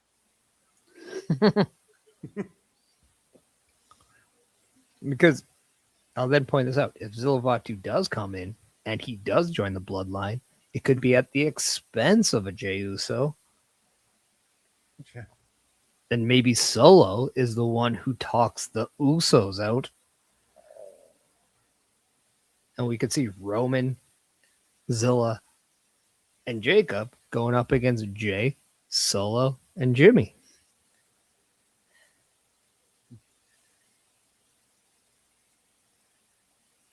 It'd be the brothers, obviously. Mm-hmm.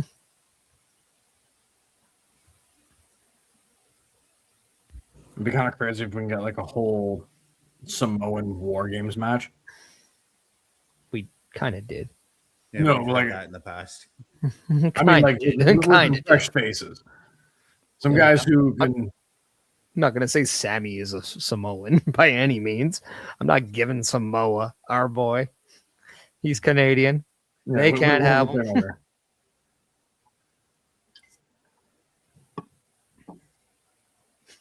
I'd almost like to see, like, if The Rock were to come back, it'd be The Rock on one side, Roman on the other.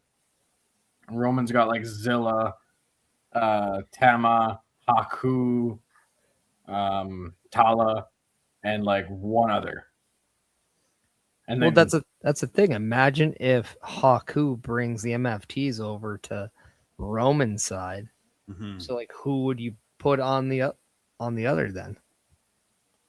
If you're going the brothers of Jay, Jimmy, and Solo, who would be the extra two that you go with there?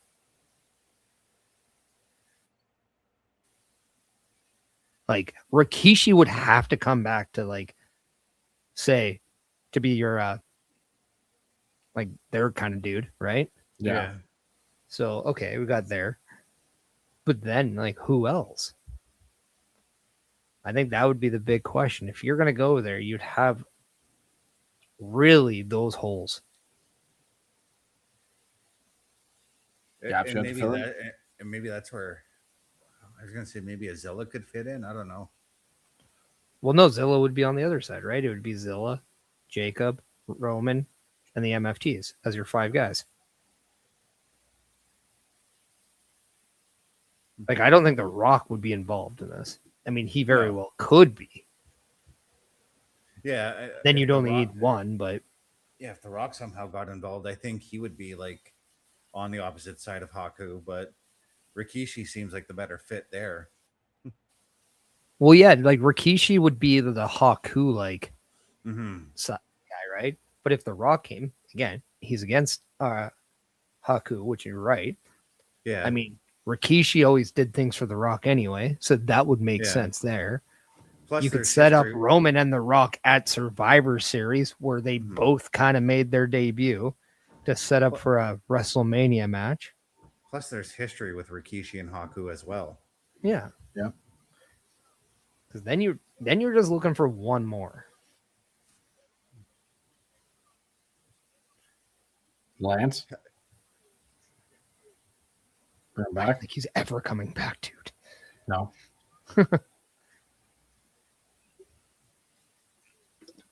I'll say this. I actually do believe Jeff Cobb comes back to the company before him. I firmly believe he does too.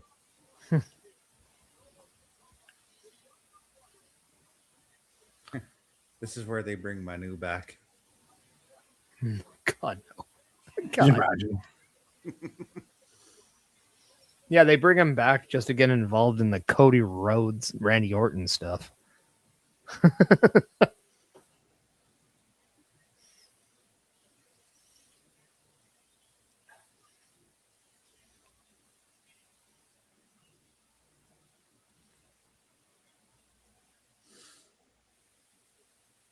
And Jay is focused. Yeah, I mean, you got to be focused when you're going in the ring against the likes of Solo Sikoa. I would say the last time we saw this was about a couple years ago. Something like that. Because didn't Solo have matches with both Jimmy and Jay in the span of a week I think at so. one point? Yeah, and I feel like it was right after Solo left the bloodline. Yes. Or it was Jay that faced both. And it was when he left. And he faced Jimmy one day or one show and then Solo the next. So he did briefly have that, feud with his brother. Yeah. That's right too. And so Jay was the first one to be kicked out of the bloodline after Sammy left. Yeah. But Jay left too. Jay never got kicked out. Yeah, Jay and Jimmy were. You're out, and then I'm out too. Bang. That's actually the funny thing. I don't think anybody's actually been officially kicked out of the bloodline. No, they've all betrayed each other. Yeah.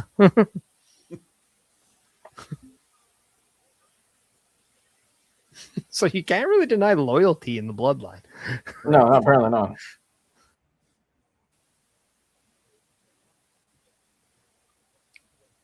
Jay is under the pressure, as is said on commentary. Oh, jump over. Shoulder tackle right through Jay.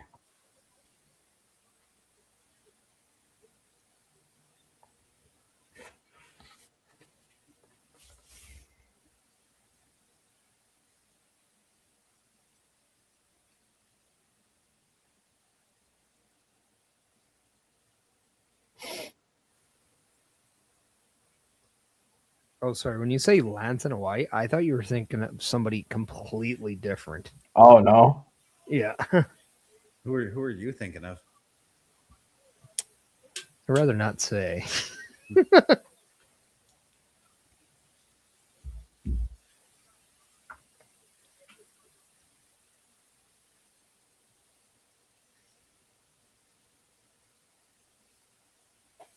Yeah, because I was going to say Lance is over in MLW right now, having himself a nice little run.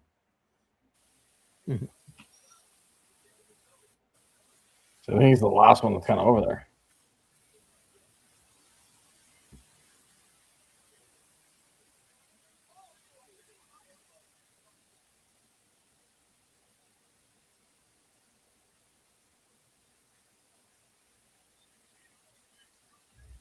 Ouch. Oh. Solo with a little bit of yeet.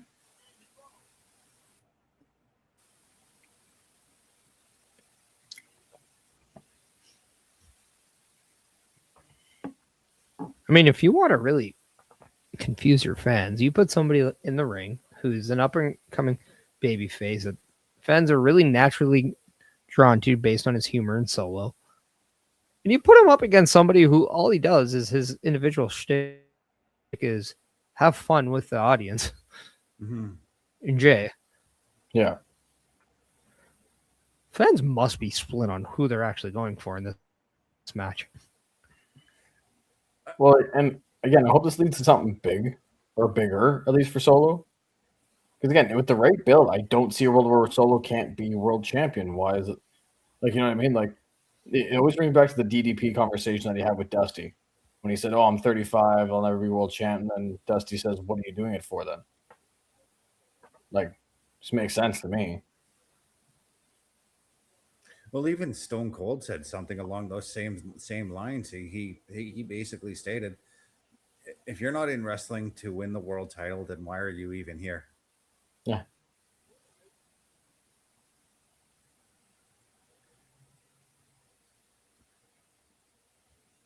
And to be fair, the one thing I've noticed about Solo over the last several weeks is he's gone from being that serious mob like leader to this dude who's just he's out there to kick your butt and have some fun. Yeah. Solo going badly into those stairs. Ouch. It's why, like, I wouldn't mind Jacob Fatu and Solo getting into a feud here because of that. All Jacob is that intensity, that raw intensity, and just, and I would love to see Solo get back to that. Mm-hmm. Yep. Street champion for a reason. Exactly. And I think somebody like a Jacob Fatu would really, really go in that way, unless you have, like you were saying, like something big has to happen here. And that's why I would really focus my way of like pointing towards Jay being maybe looked upon as somebody that they don't see as the right hand man anymore. Because he was Roman's right hand man. Yeah. At one point, Roman actually said, "You're the next in line." So if you went from all the way there to maybe even being that first person to be kicked out of the bloodline, I mean, that would be a big thing. Oh. So a big miss outside the ring. And Jay's coming through the ring. Ouch. He Back to the ropes. basically landed on the top of Solo's head there. Ouch.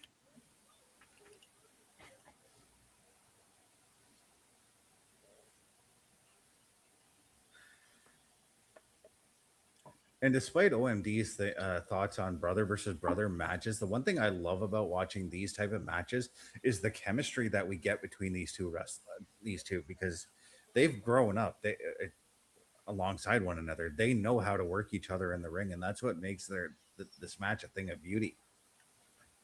Well, and what's crazy is like they've grown up in the realms of wrestling, yes, but their careers in WWE are completely different. It's almost like Jay lived a life in WWE well before Solo even got there. Yeah. And you're looking at what? Almost 15 years that Jay's been there? I saw Jay in 2010 at a house show. So, yeah, 15, 16 years. And we're not even close to half that with Solo.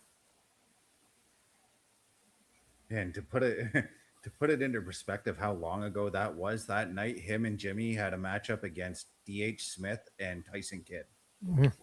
D.H. Smith, nice. That's how the Usos made their mark, is by taking out the... This back when Bret Hart was the general manager for a night on Raw. All right. Yeah, and when I seen him, Bret Hart was the official general manager of Raw.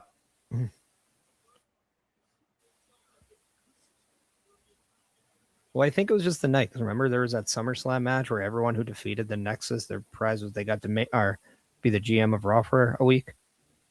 Yeah, but then there was this was after WrestleMania 26, where Bret officially became the GM. Well, and like the crazy thing about that is that like, sorry, Solo just came running across my screen. But yeah, I mean, it's going to be a wild ride to kind of get to the end of that one, right? And it can continue for a while. It could end now. It could end tomorrow. It could end tomorrow. It could end in 6 years. It could end in 6 months. But we'll get as much content out of it until then, I guess. Yeah.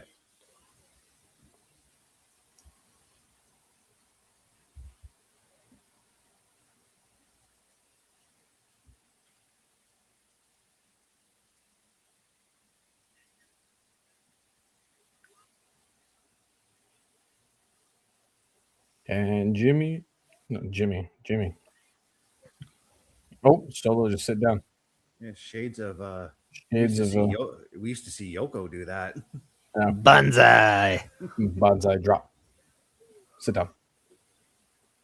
But there's one thing I thought about. I kind of thought about this. If let's say the bloodline did start around like the 2010, 2011 era, I think Tamina would have been a great female fit for that. Yeah. I personally never been a Tamina fan. Just didn't work for me, but I could totally see it for sure.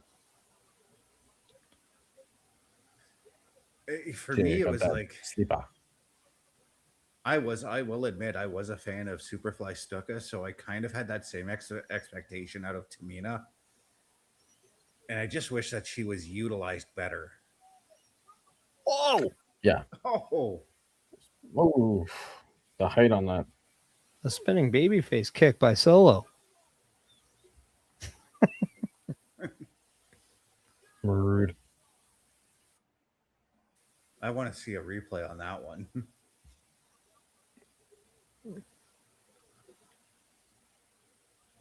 Solo's looking for the spike, but and someone's going out.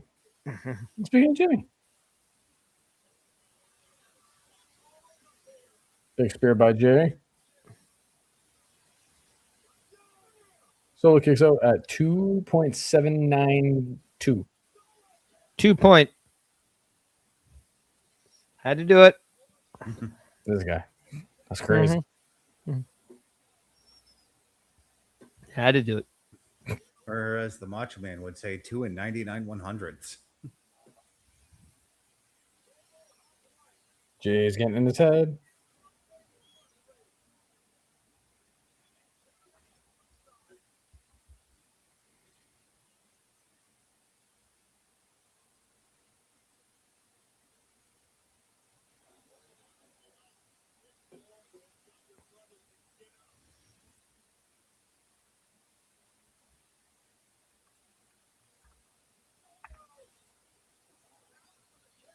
Appreciate you. RZR Champ 33. Thanks for checking out the stream. Oh, God. Is Jay going to be bringing him back to the bloodline, to Roman? Come on. Give us some LA Knight. Wow. Oh.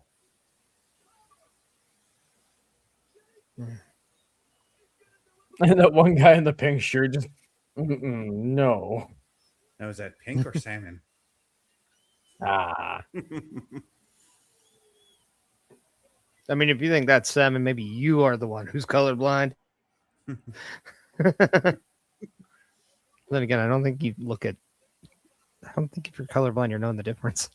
You never My know. brother-in-law is colorblind. He thought yellow, or he thought pink was yellow. So That's a tough one. I couldn't imagine that. That's crazy. So right now, Solo's got to be brought to Roman.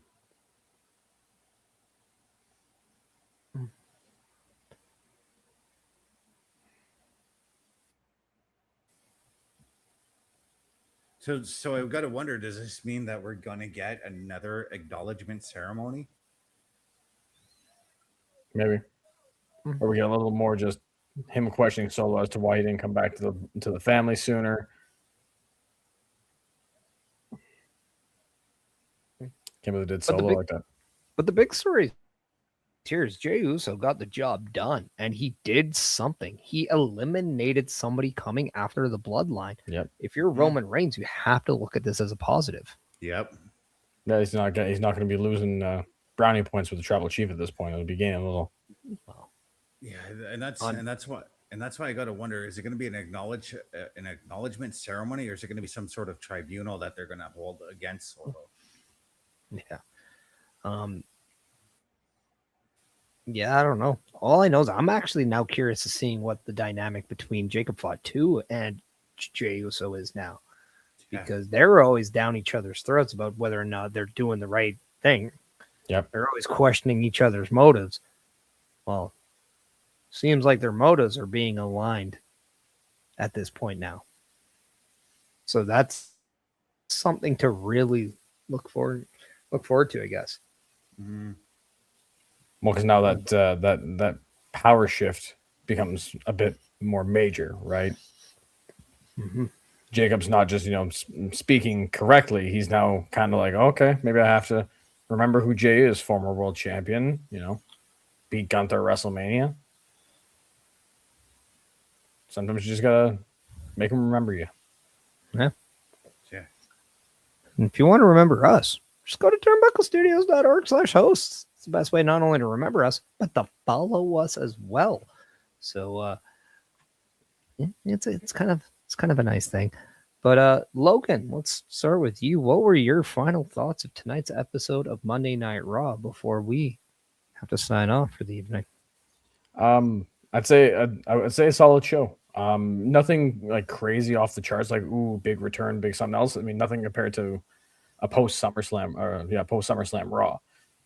So I'd say a very solid show all around for everything that we saw, whether it be the match that kicked off the night, which was probably the highlight of the night, in my opinion, just an absolutely phenomenal match between Penta and Laredo Kid. And then we got some of the vision. We got more build of this Braun Oba stuff. We're getting some things pushed forward. But yeah, I have no complaints about this episode for sure. What do you think about that, Bess? What were your final thoughts?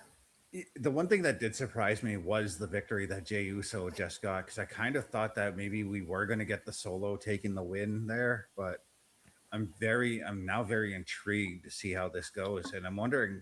I've got like 1,000 questions in my head thinking about that, and one of them is, if there is some sort of acknowledgement ceremony, is Solo going to go in as like a mole to try and implode the judge or the bloodline? Or is he just going to fall in line? And the one thing I've learned hard tonight is to remind myself to take the wait and see approach, because while I was disappointed in Io Sky being the mystery partner, I now see the path that they're trying to go with her. And yes, I do agree. The Penta and Laredo Kid match, that was my match of the night for sure. But you, Parrish, what did you think? Yeah, and I thought this was an interesting Raw because we didn't have Roman Reigns on it. We didn't have Seth Rollins on it. We were very superstar light. So it was interesting to see kind of how, I guess, I don't want to say undercard, but the rest of the Raw roster was going to go. Again, we didn't really see Ethan Page or Rusev very much or at all on their screens. If you had the Netflix ad, you probably missed it. But we got a lot of the women I thought carried the show well. We got that AAA, a lot of AAA kind of in there as well, especially with that tournament match. But we got a little bit more direction with the bloodline stuff, which is usually always kind of what fills the program. I would have loved to see another like a title match. Like I think I would have loved to see maybe like that Rey Mysterio and Chad Gable match tonight. And maybe you could have pushed something else next week. But I mean, that's just me being picky at this point. So we are getting that, like, so we know what we're going to get next week. We're probably going to get that Intercontinental title match. Maybe we get something with the tag titles. That's where I'm kind of at a point. I don't think I'm invested in that tag title picture right now. And I thought that was the drop ball of the night. And I mean, I know you love that #1 contenders match, but I thought that women's tag match was very good. And we got a lot of direction, whether it's through Becky Lynch and Stephanie Vaquer wanting a shot at Liv Morgan. We also could see a triple threat or a #1 contenders match there. We know that Sol Ruca wants a shot at the Intercontinental title at Raquel, but then we have Lyra Valkyria also wanting to stick her nose in that as well. And then you have a returning Io Sky. So now that division has just picked back up and is running with it. So I think that's a really strong part of Monday Night Raw when we didn't have the male superstars there. So it was a better Raw than I was expecting, because I was actually thinking this was going to be a lackluster Raw. So I was very well impressed with how good it actually turned out to be. How good it came across. Yeah. Yeah. So, with that being said, Best, why don't you take us out for the night? Yeah, I'd like to thank you all for tuning in. And on behalf of Chris Parrish and Logan Thompson, we are the Raw Patrol, and we're signing off.